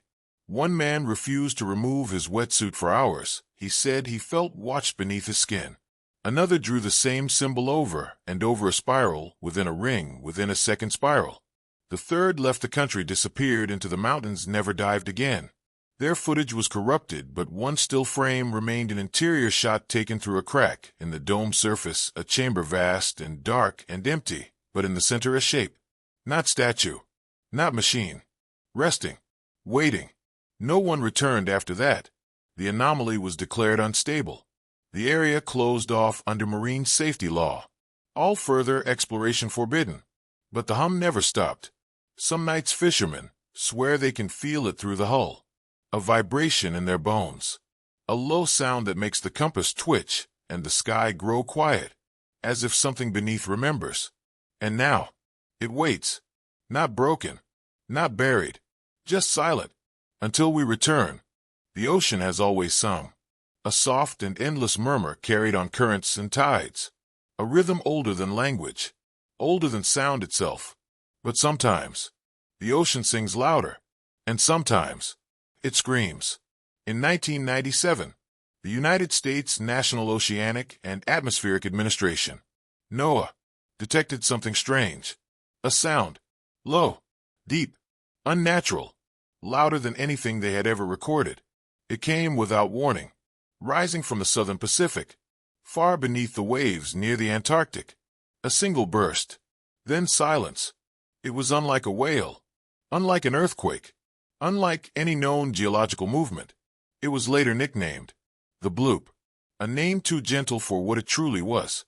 The hydrophones that captured it were placed thousands of kilometers apart, and yet they all heard the same sound, simultaneously. To be heard over such a distance, the source must have been massive, unimaginably so, too big to be a creature, too organic to be a machine. It came from a place with no name, no islands, no currents, no known life, only cold, and pressure, and quiet. Some dismissed it, a shift in the seabed, an icequake, glacial noise. But others listened again, and heard something else, beneath the rumble, a pattern, not random, not mechanical, a breath, not once, but twice, then again, then silence. In ancient maps, the region is marked as forbidden, the Sea of Whispers, a place where ships vanished without trace, where compasses failed, and sailors heard voices below the hull, singing in tongues no man knew. Mariners from the age of sails refused to cross it. They said the wind died there, the stars shifted, and the water beneath seemed to rise and fall with no moon. Legends from Polynesian navigators, long before Western maps, spoke of a sleeping god beneath the dark sea, whose dreams stirred the tides. When the bloop was recorded, some called it confirmation that the myths were never just stories, that something vast and ancient was waking. The sound was analyzed, deconstructed, and the deeper they looked, the more it unraveled. There were harmonics, overtones, subfrequencies, all pointing to one impossible truth, that the sound came from something alive, a body large enough to bend water itself. Some began to ask, what kind of creature could make such a sound? What kind of being could cry out and be heard across oceans? But there were no answers, only warnings. In 2002, a classified report was circulated among defense agencies, referencing unknown underwater disturbances, including tonal anomalies, consistent with the bloop, recorded again in short bursts, but quieter, like echoes. One paragraph, marked in red, described a repeating signal, embedded in ambient ocean noise, a call, every 13 days, always from the same region. always followed by silence. In 2005, a private expedition funded by an oceanographic institute attempted a deep dive in the bloop zone. They reached the approximate coordinates, dropped hydrophones, lowered lights, and then the sea responded. Not violently, not with force, but with song. A hum, so low, it made their bones vibrate. The instruments failed, the lights dimmed, and in the distance, something moved. No shape, no outline, just a shadow, larger than the sea itself, shifting once, then gone. They surfaced in silence. One diver said he felt the water breathe. Another said he heard voices, not around him, but inside, chanting in a language that was not language, pulling at the edges of thought. They left everything, never returned. The data was lost. Only fragments remain. A single sound file. 31 seconds of low, layered tones, repeating, slowing, fading. The last 5 seconds. There's a change. A sudden drop in frequency. And a whisper, barely audible. A sound that resembles a name, but no one can say it. Not out loud. Not twice. Since then, no research has been officially sanctioned in the zone. The region remains cold, still, untouched. But the bloop has not stopped. It has only become quiet. And the sea still sings. The sea does not forget what it has buried. And sometimes, it sings to remember. Years passed and the bloop became a myth among scientists, a curiosity for late-night programs, a whispered name in the halls of oceanic research centers. But beneath that quiet surface, the sound had never really faded. In 2013, a deep ocean monitoring station off the Drake Passage picked up familiar signal, low sweeping vast pressure wave, more than a noise, like a tremor wrapped in song. It did not match any ship, any quake, any known species. It matched the bloop. Not perfectly, but close. This new sound came in pulses, 5 in total, spaced evenly, then silence for hours, then again. A researcher who heard the raw file described it as not loud, but heavy, like hearing something through miles of stone, something so large it did not speak in sound but in presence. Later that year, a team from a South American university launched a covert project, codenamed Tlaloc, after the ancient god of rain and deep waters. Their mission: to deploy autonomous drones into the anomaly zone south of the bloop's original coordinates. The drones dove for hours, descending beyond safe pressure levels, wrapped in titanium and silence. One reached the depth of 9,000 meters. Its final transmission was brief. A video file. 7 seconds. It showed darkness, then a flash of motion. Not a shape, not a creature. A wall, covered in what looked like scales larger than rooftops, curved, glowing faintly. And in that final frame, an eye. Not blinking, not moving, but aware. The video ended in static. The drone never surfaced. What remained of its data was flagged and removed from public records. One line from the internal report survived in a leaked memo. This is not life as we know it. It is something older, something that remembers sound as thought, and speaks through water like memory. Further research was halted, the project shuttered, but local fishermen along the South Shetland Islands began to speak of strange happenings. Schools of fish vanished without reason. Pods of whales beached themselves without injury. And on calm nights, a hum, so low it vibrated through the bones of the boat. And sometimes, a voice, not loud, but felt. It would come in waves. A pressure across the chest. A whisper, not outside but within. A call with no meaning but full of intent. They began calling it the singing deep, and avoided its waters. In 2017, a private satellite captured a thermal bloom in the same area. A circular patch of sea that grew warmer by 6 degrees in under an hour, then cooled just as fast. No storm followed. No quake. Just heat, as if something had turned in its sleep. That same night, seismographs across the southern hemisphere recorded an ultra-low tremor. It lasted 6 minutes. No origin point, just vibration, like a drumbeat in the bones of the earth. One geologist wrote a personal note on the printout. This is not tectonic. This is intentional. That year, an ancient sea map was uncovered in a monastery archive in Lisbon. Dated to the early 1500s, it showed the Antarctic coast in remarkable detail. A feature near the Ross Sea was labeled Mare Silentium, the Sea of Silence. Beneath it a symbol, a spiral inside a circle, the same shape that appeared in Polynesian carvings thousands of miles away. A shape linked to the god Kanaloa, a deity of the abyss, the keeper of the Black Sea. In the carvings, Kanaloa was not worshipped. He was feared, not for what he did, but for what he could remember. In 2019, a Norwegian vessel recorded a sound beneath the Weddell Sea, similar to the bloop, but longer, more structured. It rose over 9 minutes, then fell, like a wave of breath, and in the middle, a series of tonal shifts. Not random, not natural. The sound was played back through water, and when it was, something answered. 3 pings. Sharp, precise, not echo, not glitch. Response. The sea was listening, and now, it was speaking. By 2020, researchers quietly began referring to the anomaly not as an event, but as a presence. They called it Leviathan, not in public, not in papers, but in whispers, because it was too large for science, too slow for instruments, too old for stories.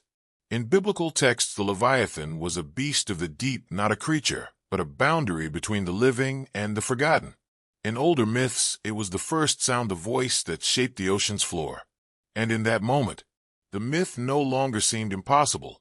One diver who operated near the Southern Trench reported a dream. He stood on a seabed of black stone. Above him stars. Below him a mouth. Endless. Silent. Not hungry. Just watching. And then, a song. Not music. Not voice. A vibration that filled the ocean like breath. When he woke, his ears bled. Doctors found no injury. Only pressure. Too deep to explain. Too soft to detect. And now, some say the bloop was not a scream, not a warning, but a memory. The earth remembering its oldest voice. And that voice, remembering us. The sea does not give up its dead easily. And when it does, it rarely gives them back unchanged. In the winter of 1963, a Soviet submarine known only by its designation, K-129, disappeared during a routine patrol in the North Pacific. It was a time of tension. The Cold War drawn tight, like a wire across oceans and borders. Official records stated that K-129 suffered a catastrophic failure, a reactor breach, a fire, a quiet burial beneath 5 miles of cold black water. But the truth, as always, was more complicated. K-129 was part of something else, a classified operation known only to a handful of men. A project codenamed Krasny Zov, the Red Call. The mission was simple on the surface. Test new sonar techniques near the Kuriil Trench. Push the limits of classified navigation systems. But what they found, or what found them, was not in the briefing. On March 8th, the sub sent a final message. Unusual interference. Unstable readings. Then nothing. No distress. No alarm. Just silence. The Soviets searched for weeks. No wreckage. No oil slick. No debris. It was as if the submarine had vanished into the deep, swallowed whole by water that refused to speak. Years passed, then decades, until 1989, when a joint salvage operation between Russian and American engineers, operating under the pretense of deep-sea cooperation, picked up something. A signal. Weak, but steady. A sonar anomaly resting on the edge of the Kuriil Trench, where no current flowed, where even light seemed to bend wrong. They descended. What they found was not a ruin, not a crumpled tomb. K-129 sat upright, intact, unbroken, as if it had never crashed, never flooded, never died. Its hull bore no scars. Its paint remained. Only the rust told of time. They breached the hatch with difficulty, expecting collapse, destruction. Instead, they found the crew, all of them, still seated at their stations, their bodies untouched by decay, eyes open, hands resting on controls, expressions calm, not frozen in terror, but waiting. One man, The communications officer still held the receiver to his ear. A message, still echoing. What struck them next was the air. It was dry, metallic, as if sealed for years. And then, there were the symbols, carved into the walls. Shallow, precise, not by rust, not by accident. Symbols that did not belong. Not Cyrillic, not Latin. Older, sharper, etched in patterns that seemed to hum under the lights. The team was shaken. The hull bore no breach, no pressure damage, and yet the logbooks, though dry, were blank. Every page, empty, except one, the final entry, written in a different hand, in a language no one could read. The ink, still wet, and beside it, a small mark, a spiral, crossed with a single vertical line. It matched nothing known. The sub was towed, quietly, to a remote naval facility. Every photo, every piece of footage, sealed. The crew who entered, split apart. Some discharged, some reassigned. 2 went missing, and those who remained spoke little.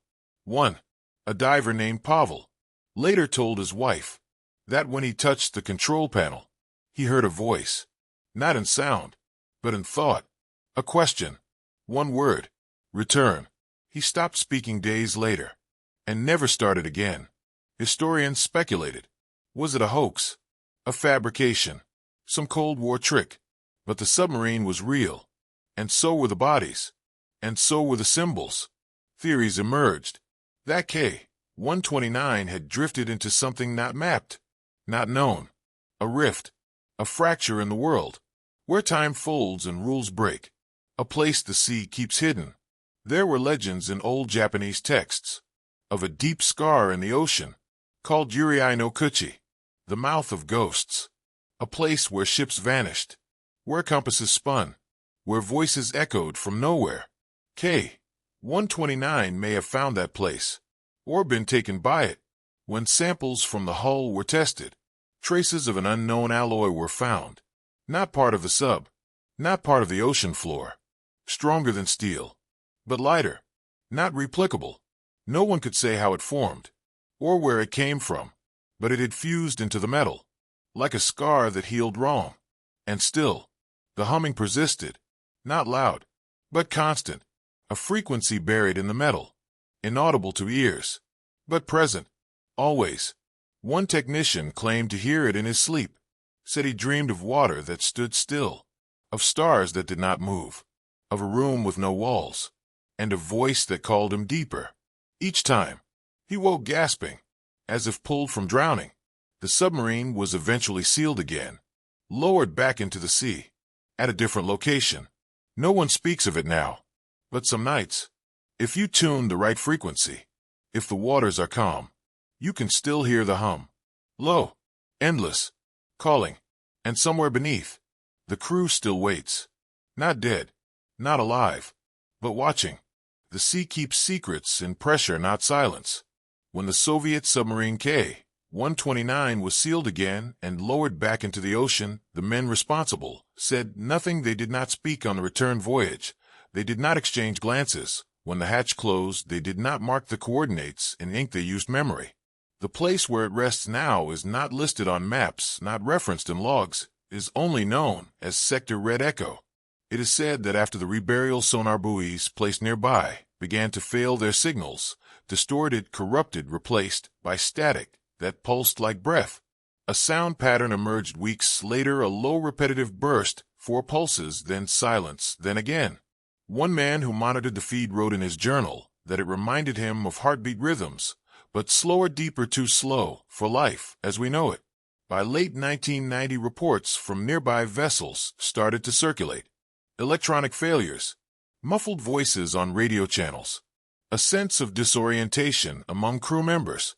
Several reported seeing lights beneath the water, not the glow of bioluminescence, but structured, rhythmic, like coded signals sent from below. When attempts were made to triangulate the source, the signals shifted, vanished, then reappeared elsewhere. Always near, always just outside reach.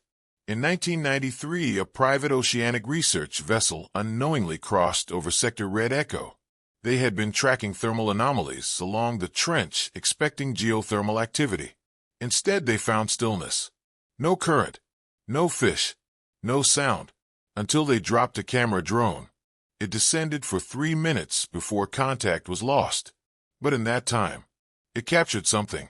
Not an image of K-129, but a shape, a wall of metal. Not smooth, not artificial, but shaped, etched with markings that pulsed as the drone approached. Some frames show what appear to be grooves forming symbols. Circular, spiral, intersecting, not etched like the ones inside the sub, but grown, carved into time itself. The footage was never released. The crew was debriefed upon return and scattered to separate assignments. One member spoke anonymously years later. He said the sub was not a vessel.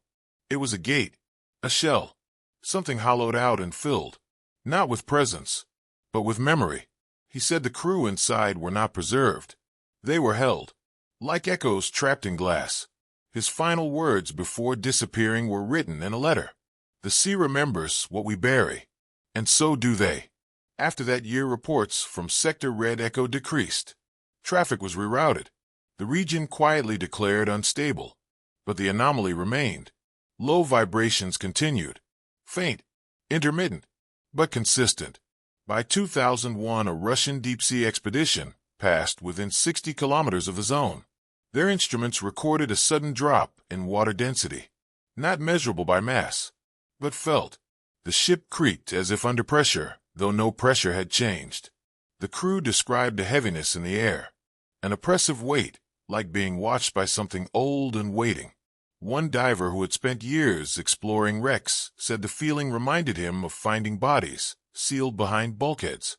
That moment of discovery when the dead are seen but do not react. He said Sector Red Echo felt like that, except the dead were not behind walls. They were beneath the ship, looking up. In 2006, an unmarked satellite passed over the region during a routine scan. Its thermal readings showed an unusual glow beneath the ocean surface. A perfect ring of heat, 200 meters in diameter, pulsing every 11 seconds. No natural explanation was given. The readings were dismissed. The satellite retasked. But the file was copied by a technician who found something buried in the data. A frequency, the same pulse recorded from K-129, for bursts, then stillness, then 4 again. He mapped the frequency onto a wave pattern, and it formed a shape, a spiral intersected by a single vertical line, the same symbol found in the submarine logbook, the same one seen on the hull. Over time, legends began to resurface among naval folklore. Stories of ghost vessels, submarines that called to their own, divers who heard tapping on steel that no human hand could make. One story tells of a crew member who returned from a deep dive mute. He had no injuries, no oxygen deprivation, but he never spoke again. He would only draw circles, overlapping, spirals nested within spirals, and eyes with no pupils, just void, just waiting. In 2014, a scientific journal attempted to publish a paper referencing anomalous preservation found in deep-sea wrecks. It included a case study that matched K-129, but the issue was pulled before print. The authors unreachable, their institutions denying knowledge, but the abstract remained online for 7 hours. It referenced a biological stasis unknown to science, and an external influence that resisted entropy. The conclusion was brief. There are places in the ocean where death does not decay, only waits. It is said now that K-129 is not a submarine. It is a wound, a scar in the ocean, where something crossed, and never came back. Or perhaps, did come back, but not alone. The symbols etched in its walls may not be language, but locks, or warnings, or invitations. We do not know what the Soviets were testing in 1963, but some believe they open a gate, a rift, where time folds and memory holds. And through it, something looked, not with eyes, but with thought, not curious, but remembering. And when it saw us, it did not close the gate. It opened it wider. So now, the hum continues. The symbols remain. The crew still sits in silence, their faces unchanged, their fingers frozen in place. And somewhere within, a message echoes still. For pulses. Silence. For pulses. And one word carried across water too deep to escape. Return. The ocean has always spoken in silence, in stillness, in pressure too deep for breath. But every so often, it speaks in light. Off the northeastern coast of New Zealand, where the Pacific seafloor drops into one of the deepest known cuts in Earth's skin, lies the Kermadec Trench, a dark, drowned valley that stretches for hundreds of kilometers, colder than death, heavier than silence. It was 2016. A team of marine biologists launched an expedition to study bioluminescent species native to these depths, creatures that glowed not by accident but by purpose, living pulses of light, blinking in patterns unknown. Their vessel, the Moana, was equipped with 2 autonomous submersibles, drones built to descend where no diver could. They had studied glowing jellyfish, transparent worms, even shimmering crustaceans that fed on sulfur vents.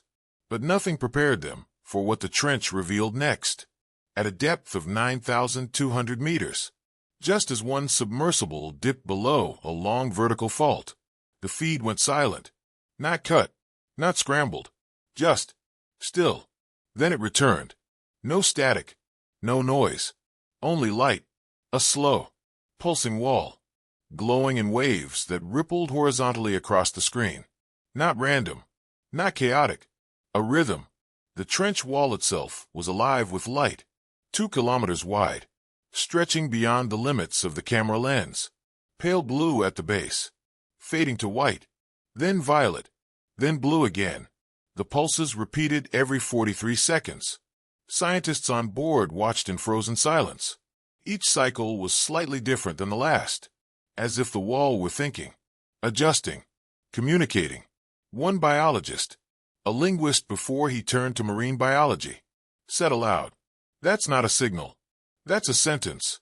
The second drone was launched within the hour. Its path was slower, more cautious. It approached the glowing trench wall from above, attempting to scan the mineral composition. At 1,200 meters from the wall, its instruments began to flicker. At 800 meters, the signal distorted. At 500 meters, the drone stopped. No power failure, no breach, just still. Like time itself had thickened, the drone floated there for 7 minutes. Then, without warning, it turned off completely. When recovered days later, its systems were wiped. The black box recorded nothing but a single image, a line of light, curved like a symbol, formed not by reflection, but as if the trench wall itself had drawn it for the drone's eye. The pattern resembled a koru, the Maori spiral of life, but with extensions, like branches, like thought. The crew contacted local cultural historians upon return, including elders from coastal Maori tribes. One man, Elder Tain Ruatahai, traveled to the vessel himself. He studied the symbol, the footage, and the location. His face changed. He said little at first. Then he told them a story of Te Kapura, the glowing sentinel beneath the ocean, a being who speaks not in sound, but in light, guarding a passage between the waking world and what came before. The first world. He called it a time before breath, before memory, when land had no shape and sky had no name. Te Kapura, he said, was the last of its kind, placed in the deep, not to protect, but to warn. When the lights blink, he said, they are not beautiful. They are telling us to turn back. More data was gathered over the weeks that followed. No fish swam near the trench wall. No creatures approached its glow. Even plankton, drawn instinctively to bioluminescence, drifted away. And yet, the pulses continued, steady, like a heartbeat beneath stone. The researchers attempted to broadcast their own light signals in reply. Simple pulses, Morse code, sine waves. The wall responded, once, with a single flash. Bright, white, instant, and every device on the ship shut down. Lights, cameras, monitors, gone, for 11 minutes. And then, without effort, they returned, unaffected, except one screen, the first drone's live feed, which had been offline since the second dive. It showed the trench again, but it was closer than before. Too close, as if someone, or something, had moved it. And in the frame, the lights pulsed again, not along the wall, but in a straight line, rising from below, like a stairway drawn in glow, leading not up, but deeper, toward a place no name has touched.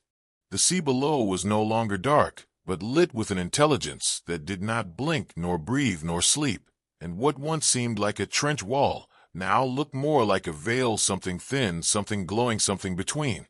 As the crew of the Moana stared at the stream, the glowing steps in the deep rose slowly like breath, made visible in water colder than death, but steadier than life, and though the pressure downed there would crush any bones, and to silt the lights moved in rhythm untouched by depth.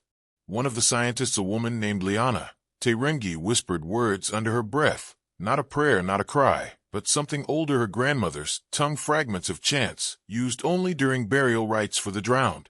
She said the lights matched the cadence of an ancient lullaby, a pattern passed down orally from the northern Iwi, a rhythm believed to be the voice of Te Kapura, calling the unborn back to the first sea. They attempted to send another probe, this one simpler analog, wires, no processing unit, only camera and light. It descended slowly, trailing behind it a pulse beacon, blinking 3 times, then pausing, then again. The lights in the trench responded again, this time with 4. Then silence. Then 3, then 4, then nothing, until the beacon blinked once more, and the entire trench wall erupted in pulses, thousands of glowing lines racing across its surface, like veins under skin, flashing in a wave moving inward toward a center. A vortex of light opened on the screen, not spiraling, not pulling, just widening, as if revealing, or remembering. The camera froze, then the screen went black. But before it cut, the last image transmitted was not of the wall, but of a surface. Flat, smooth, reflective, metal, etched with curved lines, like bone, or script, not carved, but grown. The image was analyzed by linguists at the University of Otago, who noted that its curvature resembled pre-Polynesian glyphs found on obsidian tablets buried deep within volcanic ash in the Taupo region, but the resemblance was distant, like seeing a reflection of a word, not the word itself. Elder Tane was shown the still frame, and he would not touch it. He simply stared, then left without a word. That night Liana found him standing at the edge of the dock, staring into the sea, mumbling something too soft to hear. She walked closer, and finally caught one phrase. "The door is ajar." No one slept aboard the Moana. That night the ocean was too still, the stars above it too sharp, the silence too exact. In the following days, the team noticed subtle changes in the waters surrounding the trench.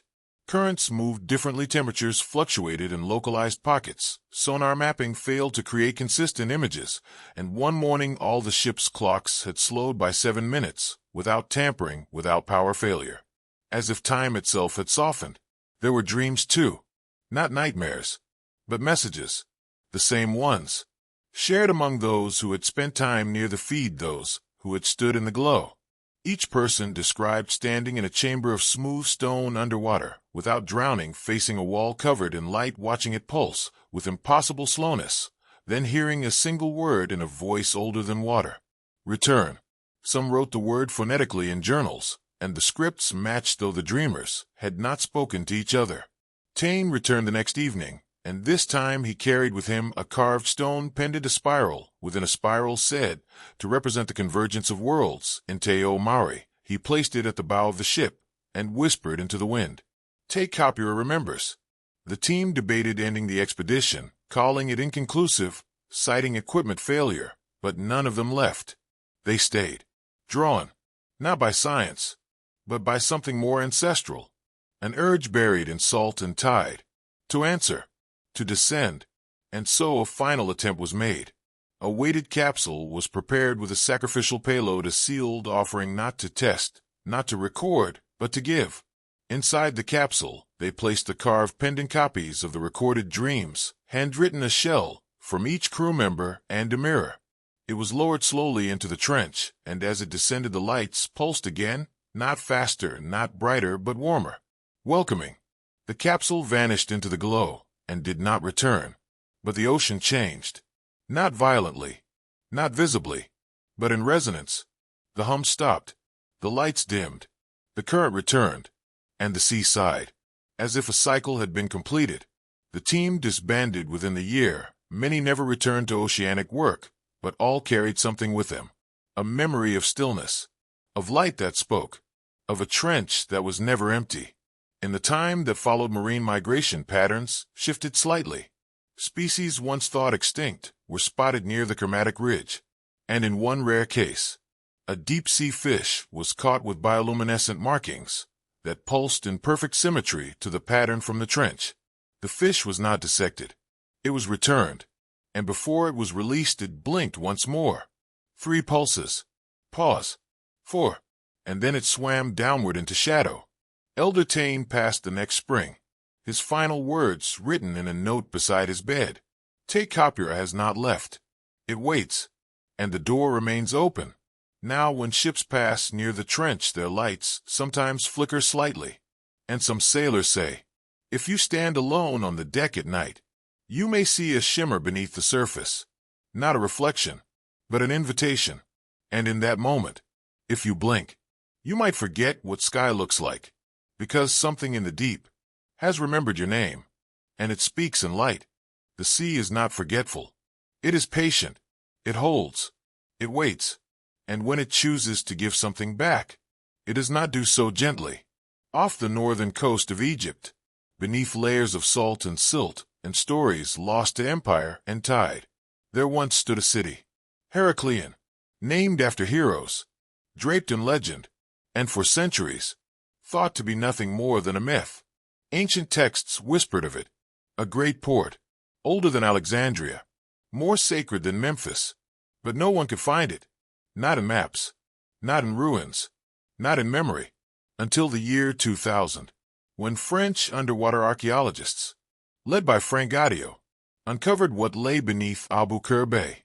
And there it was, Heraclean, sleeping in the sand, columns and statues, fragments of temples, granite sarcophagi, still standing, still intact. But something was off. The artifacts, though beautiful, bore scars, faces of gods melted smooth, eyes hollowed, fingers fused into fists, as if gripped by heat and pressure far beyond explanation. One statue, a priest in ceremonial robes, held an object in its hand, not sculpted, but real, a bronze disc, etched with glyphs, neither Greek nor Egyptian. The metal was warm when recovered, though it had sat under cold sea for centuries, and the divers who touched it later fell ill, not physically, but mentally. They began dreaming, not of temples or pharaohs, but of cities beneath oceans, where the sky was a ceiling of stone, and the people had no mouths, only eyes, always open, always watching. One diver, a man named Karim, refused to return to the site after that. He claimed that each time he entered the water, he heard voices, not with his ears, but with his lungs. He said the sea spoke in breath, and that it didn't speak to him. It remembered him, it knew him, and it did not forgive. Other divers began experiencing strange pressure changes, not measured by instruments, but felt deep in the bone, as if something immense, just beyond vision, moved past them slowly, with purpose. They spoke of descending into clear waters, only for the sun above to vanish, not behind clouds, but behind something vast. One woman described a wall of darkness, not black, but thick, alive, like silt stirred by motion, but motion that made no sound. And the tablets recovered from Heraclean were stranger still, inscribed with rows of symbols that pulsed faintly in moonlight. Researchers claimed it was the illusion of reflection, but the divers disagreed. They said the symbols moved, shifted, as if rewriting themselves, as if watching whoever watched them. An inscription, once translated by a linguist from Luxor, read in rough phonetic form, "What falls below returns again, but not the same." Another read. The first city was not built, but remembered. Over time, patterns emerged. Divers returning from the city site reported recurring dreams. Not nightmares, but echoes. Visions of water falling upward. Temples floating in air thick as honey. And staircases that led to nowhere. Then folded in on themselves like paper. Some wrote them down. Drew what they saw. And again, the same shapes returned. Spirals within circles. Eyes without faces. Hands reaching through stone. One diver drew a map of the city. But it was not Heraclean as it was found. It was larger. Wider. A full ring of towers around a central dome. When asked how he knew, he said simply, "I remember walking it." But he had never been there. And then, one night, the sea glowed. Not brightly, not fully, but along the coast. In places where Heraclean's ruins pressed closest to the shore, the water shimmered, like phosphorescence, but thicker, like memory surfacing through liquid. No marine life was visible that night. No fish, no birds above, no wind, just the hush of tide, and the faint, steady pulse of something breathing beneath. Researchers attempted further excavation, but instruments began to fail. Sonar returned blank sheets. Cameras refused to focus. Batteries drained without cause. And most unnerving of all, statues moved. Not far, but slightly. A head tilted more to one side than before. A hand raised. Fingers bent differently. One even appeared at a new location. Still upright. Still untouched. As if it had always been there. As if time beneath the water followed different rules. And through all of this, the dreams continued. Now even among crew members who had never entered the water. They too dreamed of Heraclean, but not as ruins. As a city still living. Still lit. Still breathing. A city that waited. Not to be found, but to be remembered. Because the sea, they said, does not forget. It only buries. Until the time comes. To return. They called it a city, but it felt like something older, something shaped before the idea of cities existed, something not built, but formed through memory carved into salt and time. The divers returned one final time, drawn not by curiosity, but by something quieter, something persistent. It was no longer about discovery, it was about answering a call they never remembered receiving. The water was calmer than usual, the surface a mirror unbroken by wind or wave, as if the sea itself had stopped to watch. They descended slowly, passing through the familiar landmarks, the tilted statue of Happy, the collapsed archway etched with forgotten prayers, the shattered pillars that once lined a temple, now home to stillness. And then something changed. The light grew dim, not from the setting sun above, but from something rising below, not physical, not definable, just an absence, a thickening of the water, a pressure that brushed against skin without touching. One diver paused. She turned slowly, her hand brushing against the stone wall of what once might have been a shrine, and in that instant the wall pulsed. Just once. A ripple of warmth shot through her palm, not burning, not cold, something else, something alive. She recoiled, but too late. Her mask fogged over, not from breath, but from something forming on the inside, a thin mist that swirled into patterns before vanishing. She blinked and saw a shape in the distance, something massive resting beyond the edge of Heraclean, something none of their maps had shown before. It looked like a dome cracked open, as if by impact, or intent, half buried in the seafloor, covered in coral, and time and silence. The team approached slowly, instruments, flickering cameras, recording nothing, only the divers' eyes capturing what they could never explain. The dome shimmered slightly, not from light, but from motion. Its surface seemed to shift with every angle, not like metal, not like stone, something in between. Symbols covered its edge. The same ones found on the melted statues, the same ones that shifted in dream and shadow. But here they were larger, clearer, more precise. Each one pulsed faintly, in rhythm, with something unseen. One diver reached toward them, fingers outstretched, and as he touched the dome his body froze. Not in fear, not in shock, but in memory. He saw a city. Not Heraclean, but a city beneath it, or above it, or through it. He walked its corridors, though his body never moved, past walls of glass and obsidian, under a sky of shifting light. Figures moved around him, tall, silent, faceless, their eyes, or what could be called eyes, watching not him, But something behind him, something deeper. They whispered without mouths. Not sound but presence. They showed emotions folding into themselves, ships sailing backward through time, and stone rising from water, not broken but born. And then he woke gasping. Still underwater. Still alive. Still changed. He swam back without speaking, eyes wide, breath shallow. The others stared at the dome, not daring to approach. The pulses grew faster, then slower, then paused entirely, as if deciding. One diver placed a carved pendant around a coral limb near the base of the dome, a token from Elder Tane, left behind in reverence. The moment it settled, the trench seemed to sigh, a slow release of bubbles, rising like breath held too long. And then the sea began to change. Around them the silt lifted, not stirred, but drawn upward, columns of sand rising like smoke from incense, revealing what had been hidden. Stairways sunk into the ground, leading into blackness. Windows without glass. Doorways without walls. Heraclean was no longer a ruin, it was a mask. Beneath it something older waited, something less human, more memory than stone, more presence than place. The divers ascended in silence, each one marked not by injury, but by knowing. Their dreams that night were vivid, not chaotic, but ordered. Each diver saw the same vision. A city of spirals. A tower without end. A sky of water and mirrors. And at the center a being of light and shadow, speaking a single word, through thought, through time. Remember. When the footage was reviewed back on land, there was nothing. No dome. No pulse. No movement. Only ruins. Only silt. Only echoes.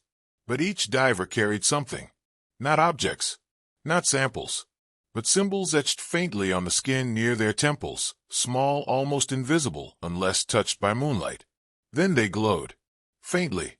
Like memory. The archaeologists refused to publish. The government sealed the area. But the ocean did not care. Because Heraclean was no longer about stone, or history, or myth. It was a threshold. A place where memory rises through salt. And those who touch it are never untouched. Some say the sea forgets. But it does not. It watches. It remembers. And sometimes, it dreams us back into being. There are sounds the ocean makes that no one hears. Sounds too low for ears. Too old for instruments. They drift through pressure and cold like memories without language. But in 2009, in the black throat of the Java Trench, a sound was recorded. And it was not the sea. It was a bell. Soft. Metallic. Hollow. It rang every 13 minutes. Without variation. Without echo. Perfect. The sound did not ripple. It did not bounce. It simply arrived. A crew aboard the Indonesian research vessel Samudra Laut first heard it through the hydrophones. At first they believed it to be an anomaly. Maybe tectonic shifting. Maybe metallic debris. But the ring was too precise. Too intentional. It had tone. Structure. And then it repeated. Every 13 minutes. On the second. Identical in pitch and length. A low, resonant chime. Like bronze under pressure. A probe was deployed. Tethered to the ship by fiber optic thread. It descended slowly. Down into the trench. Through water that grew colder than expected. Pressure built. But the equipment held. Until the cameras began to blur. Not from malfunction. But from interference. A shimmering. Like heat above pavement. But this was the coldest part of the ocean. The ring continued. The source was located at nearly 23,000 feet. A formation. Unmoving. Half buried in the seafloor. It looked like a bell. Massive. Wider than a house. Rising from the silt like a monolith. No rust. No algae. No barnacles. Smooth. Metallic. Silent. Until 13 minutes passed. Then, the chime. And though the camera lens vibrated, the water around it did not. The sediment did not stir. It was not a sound created, but released. The probe moved closer. And all power died. Not gradually, but all at once. Black. Motionless. Lifeless. When the tether was retrieved, the probe was intact. But cold. Colder than the water that held it. As if something inside had drawn the heat inward. The team reviewed the partial footage. Slowly. Frame by frame. And something was seen. A shimmer near the base of the bell. Like distortion. A shape without edge. something that bent the light, but not the water, something watching. The bell rang again, and this time, they heard it above the surface. Clear, dull, soft, as if the sea itself were tolling. The crew fell silent, each one hearing something slightly different. One said it sounded like a voice beneath stone. Another said it reminded them of funeral rites. One woman cried without knowing why. That night, none of them slept, not from fear, but from dreams. Heavy, slow dreams. Of walking through corridors filled with water, but not drowning.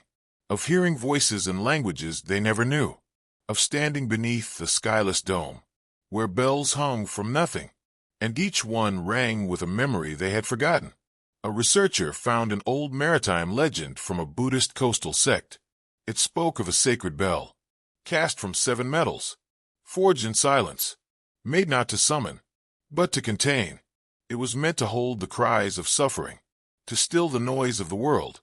The text said, when suffering grew louder than silence, the bell would ring, and the sea would carry the sound forever. Another legend told of a monk who threw the bell into the ocean, so the dead would not have to hear the living anymore. The crew listened to the ring again, and again. Each time, they heard it differently. Some heard voices, some music, some only emptiness. The pitch never changed, but what it stirred did. No marine life was found near the trench's source. No plankton, no fish, no predators. The surrounding water, sterile, not dead, but still, as if something sacred, or cursed, kept it clean. A second team was assembled. Different vessel, different crew, but the same bell. They descended again, this time deeper, and what they found shifted what they believed. The bell was not alone. Half buried in the opposite ridge was another shape, smaller, cracked, but similar. It had once rung too, but now it was broken. The chime they heard came only from one, the intact, the listening. One diver, in an atmospheric suit, walked the seafloor toward the bell. He approached slowly, his audio feed clear, until 13 minutes passed. Then the chime, and he fell, not from pressure, not from equipment failure, but from something unseen. He spoke one phrase before silence. It opened. They pulled him up, unconscious, but alive. His vitals were normal, but he did not wake for 3 days. When he did, he spoke slowly, measured. He said, the bell did not make sound. It made memory. He said, it held the cries of things that had no mouths. He said, it remembered everything that drowned. And then, he wept, not from fear, but from knowing. The diver who returned would never dive again. His hands trembled when near water. His eyes no longer focused on faces, but on places beyond them. He spoke in fragments, not riddles, but pieces, like pages torn from a book soaked in seawater. He described walls of silence, corridors made not from stone but from pressure. He said the bell was not solid. It was hollow, but not empty. It was full of moments, unspoken ones, uncried grief, unfinished prayers. He said it opened, but not physically. It opened inside. The crew attempted to recover more footage, more data, but no machines would function below a certain depth near the bell. Cameras blurred, lights dimmed, even clocks slowed. One researcher measured time manually with a stopwatch, only to discover 10 minutes had passed on the ship, while only 3 had passed for him. The bell rang again, on the hour, every 13 minutes, without fail, without mercy. And with each chime, the sea grew quieter. Fish that had once circled the area no longer came. Whales rerouted their migrations. Even sharks avoided the trench. It was as if the sound did not repel them, but reminded them of something they were not meant to recall. Further legends were uncovered, older than written text, passed down by coastal monks in chant and breath. They spoke of 7 bells, forged before memory, placed in the deepest parts of the sea, to hold back the sorrow of gods. Each bell held a voice, not of a person, but of a moment, a scream that should not echo, a thought that should not return, a name that should not be known. And the bell in the trench still rang. One diver, against protocol, descended alone. He had spent weeks listening to the recordings. He claimed he no longer feared the sound. He said he heard his mother's voice in the chime, though she had died when he was young. He reached the bell in silence. There was no current, no dust, only stillness. He placed his gloved hand on the surface, and the chime came early. Not 13 minutes, but now, instantly. The ship above heard it too. But this time, there was an echo, another sound, softer, fainter, as if from far away. Another bell, somewhere else, answering. The diver went still, his breathing slow, then steady, then stopped. His vitals flatlined. They brought him back, but not in time.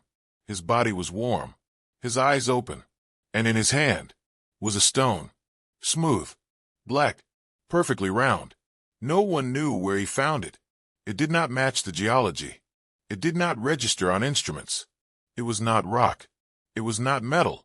It was something else. And it vibrated, very faintly, only during the chime. It hummed in harmony, like a tuning fork. Remembering, the bell continued to ring, but the sound was no longer lonely.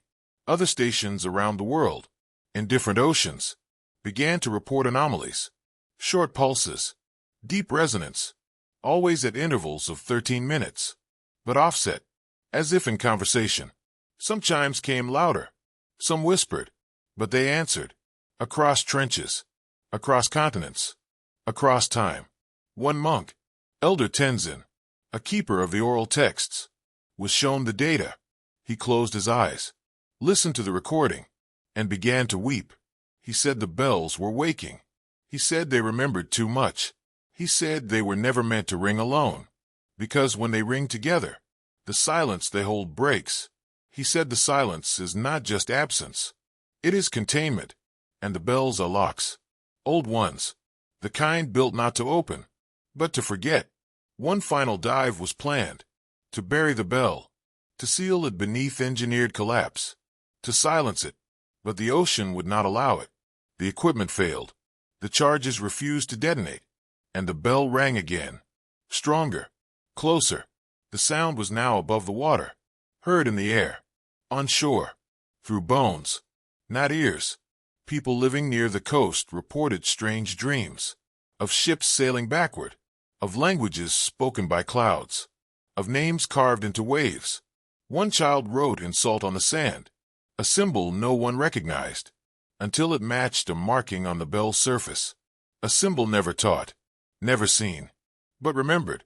The stone recovered from the diver's hand was lost, disappeared from the sealed vault. No signs of entry, only a thin ring of moisture left behind. Exactly 13 drops. The bells continued to ring. And now, they were not alone. Some nights, if you listen near deep water, you may hear it, a low hum, a pulse without echo. And if you hear it once, you will hear it again, always 13 minutes later. Some say if you place your head beneath the tide, you will not hear the sea, but yourself. Every sorrow, every silence, every grief never spoken, because the bell remembers, and the trench was never empty. It was listening, and now, it answers back. There are places at sea where the air grows too still, where the sky loses color, and the horizon no longer draws a line, just a smear between what is above and what is below. And in those places, time folds, not like paper, but like tide, slipping backward when no one is looking. Off the jagged coast of Iceland, past the Reykjanes Ridge, there is such a place. Cold, gray, always fogged. And in 1947, a ship named the Lyra sailed through it, and vanished. It was a merchant vessel, modest, reliable, crew of 13, ironclad hull, oak deck, no prior incident. The logs show their last transmission. A weather update, calm seas, no distress, then silence. Search parties combed the area for weeks. No wreckage, no oil, no flare, just absence. The ship was declared lost, and slowly forgotten, until 2015, a modern cargo vessel, the Aurora Strain, passing near the same region, logged something strange. A radar return. Short, faint, an old wooden ship, appearing just north of their coordinates. At first, they thought it was an echo, ghost image from another ship, but it held position. They saw it through binoculars. A faded hull, cracked masts, sails not torn, but still, and on the bow, weather-worn letters. Lyra. The crew radioed. No response. And then, it vanished. Not slowly, not drifted. Gone. In a blink. Water calm. No splash. They reviewed the footage. Frame by frame. One moment. There. Next. Gone. But the image left something behind. A shimmer. Not in the water. Not in the air. But in the eyes of those who saw it. That night, the captain dreamed. Not in fragments, but in memory. He stood aboard the Lyra, though he had never seen it. The deck groaned.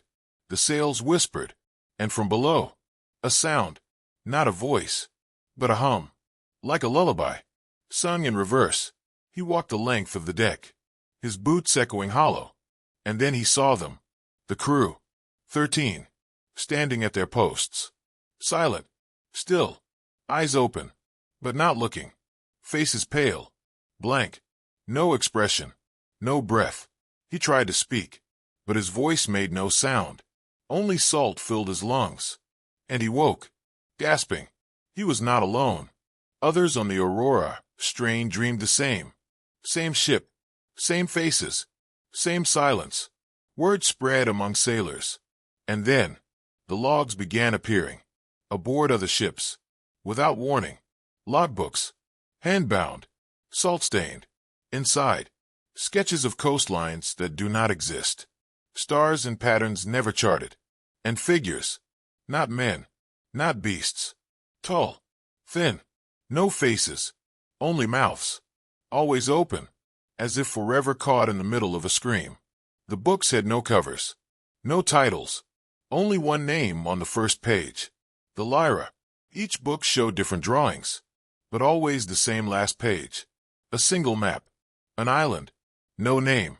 No nation. Surrounded by spirals. And written beneath. Return. Some believed it a hoax. Others called it a warning.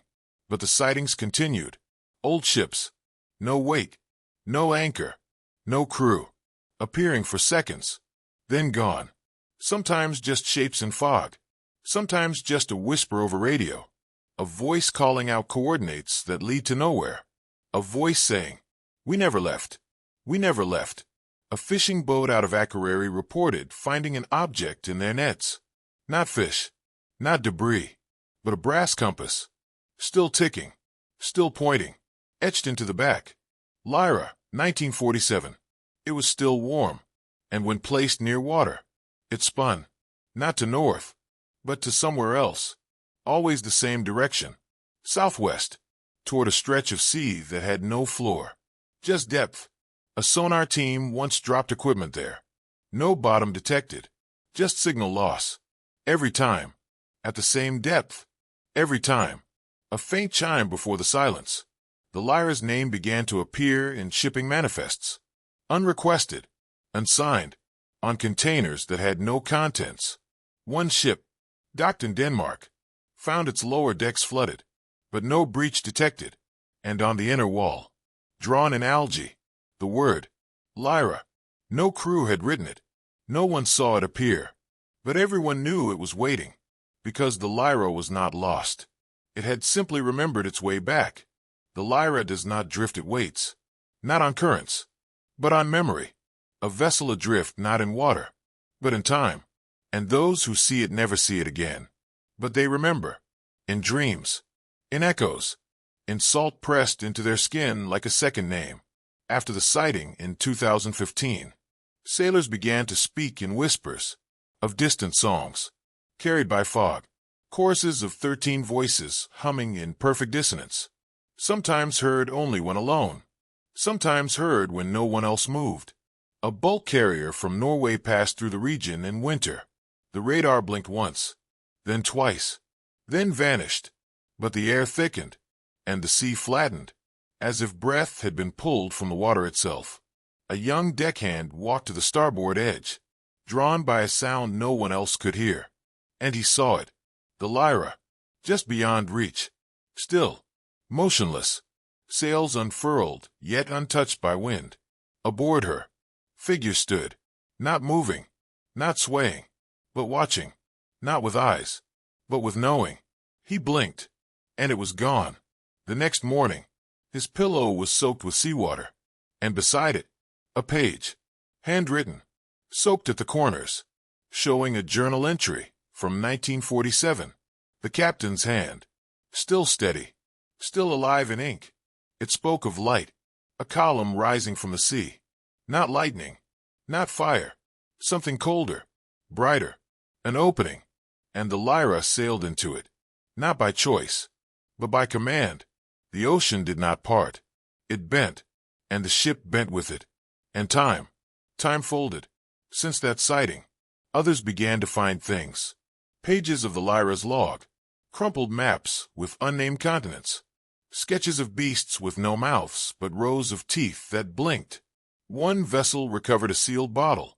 Inside, a letter addressed to no one, written backward, only visible in reflection. It described a sea with no bottom, a sky that did not rotate, a moon that never moved. It was signed with 13 names, none on record, yet all bearing the last name Lyra. Then came the ice trawler from Nuuk. Its crew of 6 went silent for 47 hours.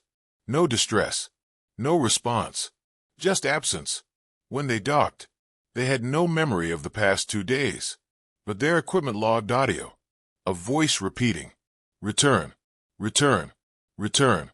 When played in reverse, it became 13 voices, singing a lullaby from the 1800s, a tune no one had taught them.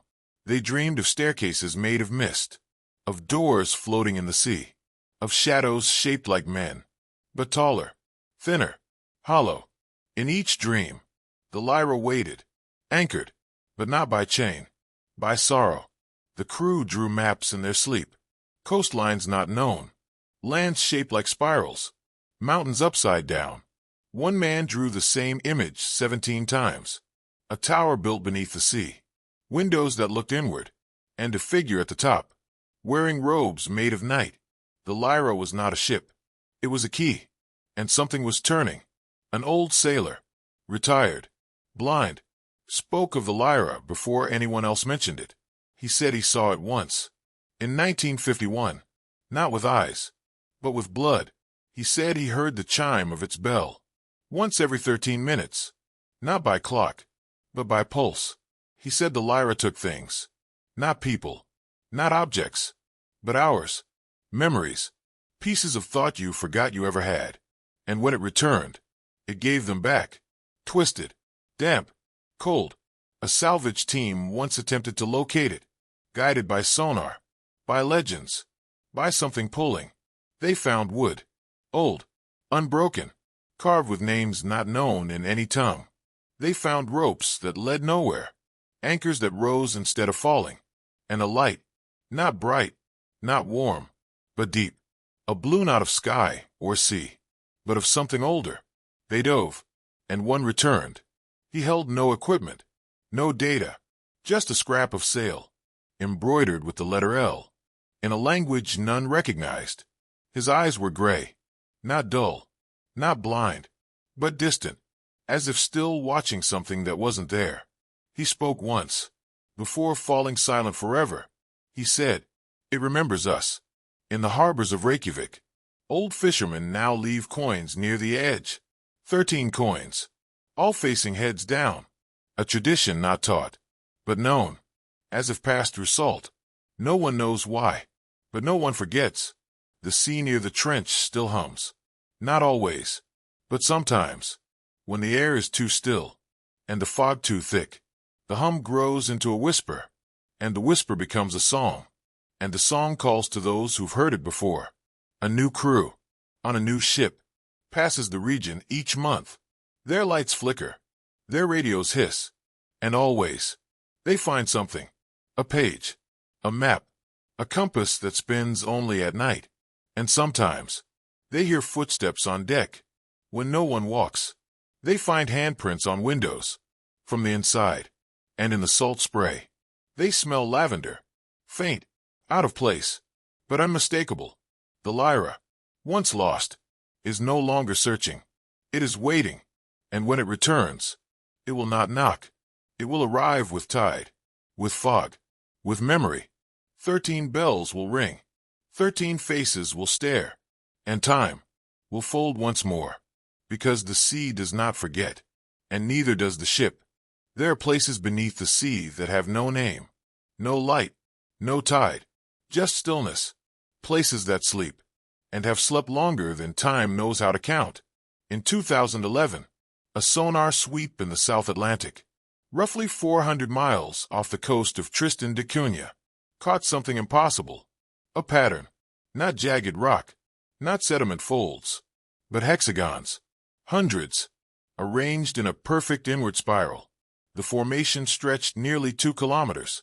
Black, unbroken, too symmetrical to be natural, too ancient to be new. The material? Unknown. It absorbed sonar like a void. No echo, no return. A private expedition was funded 6 months later, under tight confidentiality. No coordinates were released. Only the crew knew. Their ship, the Helix Wake, reached the site in quiet waters. Beneath them, the ocean floor shimmered dark. Dives were scheduled for daylight hours. Visibility was poor, but equipment was ready. Submersible drones, high-resolution cameras, pressure suits rated for the descent. The first team of 3 descended. 15 minutes in, the water temperature dropped 11 degrees. No current, no thermal vent, just sudden cold. Cameras began to fail. Not shatter, not glitch, but darken, as if light simply stopped existing. One camera caught 3 frames before blacking out. Hexagonal stones, jet black, polished, as if carved yesterday. They reflected nothing, even with high-intensity beams. The surface gave no glare, only void. The divers described a sensation, not pressure, not fear, something else. A silence inside the mind, as if their own thoughts were muffled, or borrowed. Only one diver resurfaced conscious, and even he was silent. His eyes were open, but not blinking. Hands clenched around something. A shard. Black, glass-like, but too smooth, too perfect. Obsidian, but not like any found in nature. This piece was sharp, geometrically cut, a triangle, with 3 equal sides. Microscopic lines etched into the surface. Lines not random, but rhythmic, as if part of a language, or a lock. The diver finally spoke that night. Only once, only a whisper. He said, it was never meant to be opened. And then he wept. The shard was examined in private labs. Its structure had no known flaws, no cracks, no imperfections. And yet, it vibrated, softly, only when submerged in water. The vibration came in pulses, repeating every 21 seconds. 3 times. Then silence. Then again. The pattern never changed.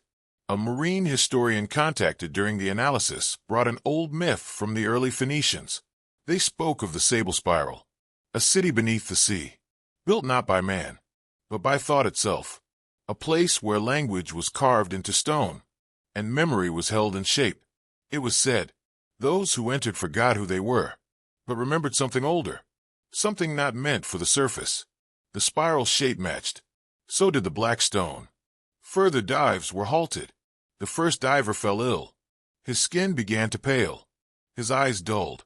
And he began drawing, not on paper, but on windows, on mirrors. With condensation, he traced hexagons, spirals, symbols that no one could translate. Always 6-sided, always in 3s. One day, he vanished from his room. No sign of exit. Only water left pooled beneath his bed, and on the floor, carved into tile. The same spiral, only deeper this time, as if whatever he traced had kept going. More probes were sent, but none returned data.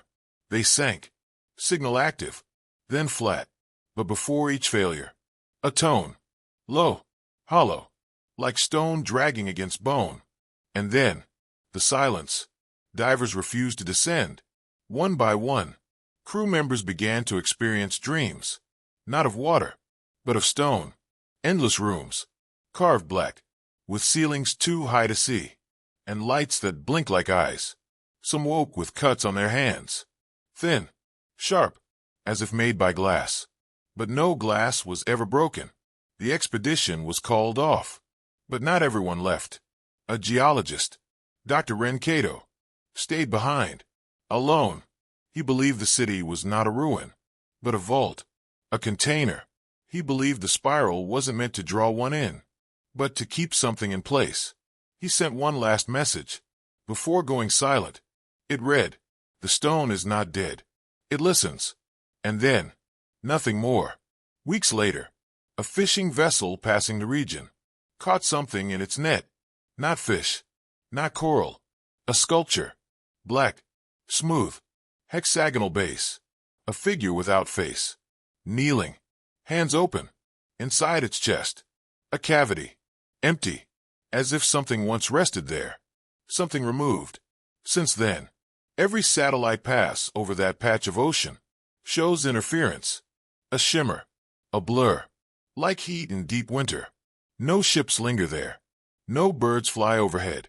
And beneath the water, there are no sounds, no wails, no current, just pressure, just the echo of a city. That should not be. The sea above the city no longer moves. It watches. Its surface reflects stars not present in the sky, constellations twisted in forgotten patterns. On nights when no wind stirs, it whispers. The shard recovered by the diver was never seen again. It vanished from the sealed case, without force. No breach, no evidence, only a circle of frost on the glass shelf where it had rested. The diver's drawings continued in other places, on walls, on ceilings, even on skin. Lines carved with something sharp, shapes he claimed were instructions. But for what? He could not say. One night, a low hum passed through the research vessel, not through speakers, not through hull, but through thought. All who heard it described the same sensation. Descent, not physical, but emotional, as if the mind had been pulled downward, into memory not their own. They saw glimpses, hallways made of living stone, statues of beings with no face, just a vertical slit where breath should be. And behind them, a door, black, smooth, formless, yet unmistakably sealed, and pulsing. They awoke with water on their lips, salted, cold. The lead scientist resigned that day. He spoke no words, left no notes, only a single sketch taped to his door. A spiral, incomplete, as if the center had yet to be found. Weeks passed. The site became restricted, marked as a seismic zone, monitored by satellite, but untouched. No official team returned, no probes permitted, but others came. Not governments, not scientists, but those who called themselves seekers. They left no names, no flags, only lights that blinked once before sinking, each one gone by morning. A sailor on a passing vessel claimed he saw something break the surface. Not large, not loud, just sudden. A hand, black as obsidian, reaching skyward, fingers too long, knuckles bent backward, before slipping beneath again. He refused to sail afterward, burned his maps, and carved a spiral into the hull of his own boat, then set it adrift without sail. Some say the city shifts, not location, but form, that it rearranges itself when unseen, that the spiral tightens, coils inward, and when it does, memories change, journal entries rewritten, coordinates misremembered, voices heard on old radio tapes that were silent before. One tape recovered from a sunken trawler played static for 11 minutes. Then a voice, faint, monotone, speaking in a tongue unknown, yet still understood. It spoke of keys, of walls, of a city designed not to hold treasure, but thought itself, a vault for memory, for grief, for mistakes. It claimed the spiral had once been wider, but was now closing, and when it closed, the vault would open. Inside, not a being, not a god, but a concept, too heavy to think, too loud to speak. It called itself the echo that was forgotten. Divers near the trench now report strange anomalies. Their watches run backward. Their oxygen tanks deplete faster, but their breathing remains steady. Some claim time moves slower near the center. Not measurably, but emotionally. Moments linger too long. Eyes forget to blink. One man returned with sand in his boots. Black. Fine. Not from the sea, but from within. He said he walked the edge of the spiral. He saw writing in the stone.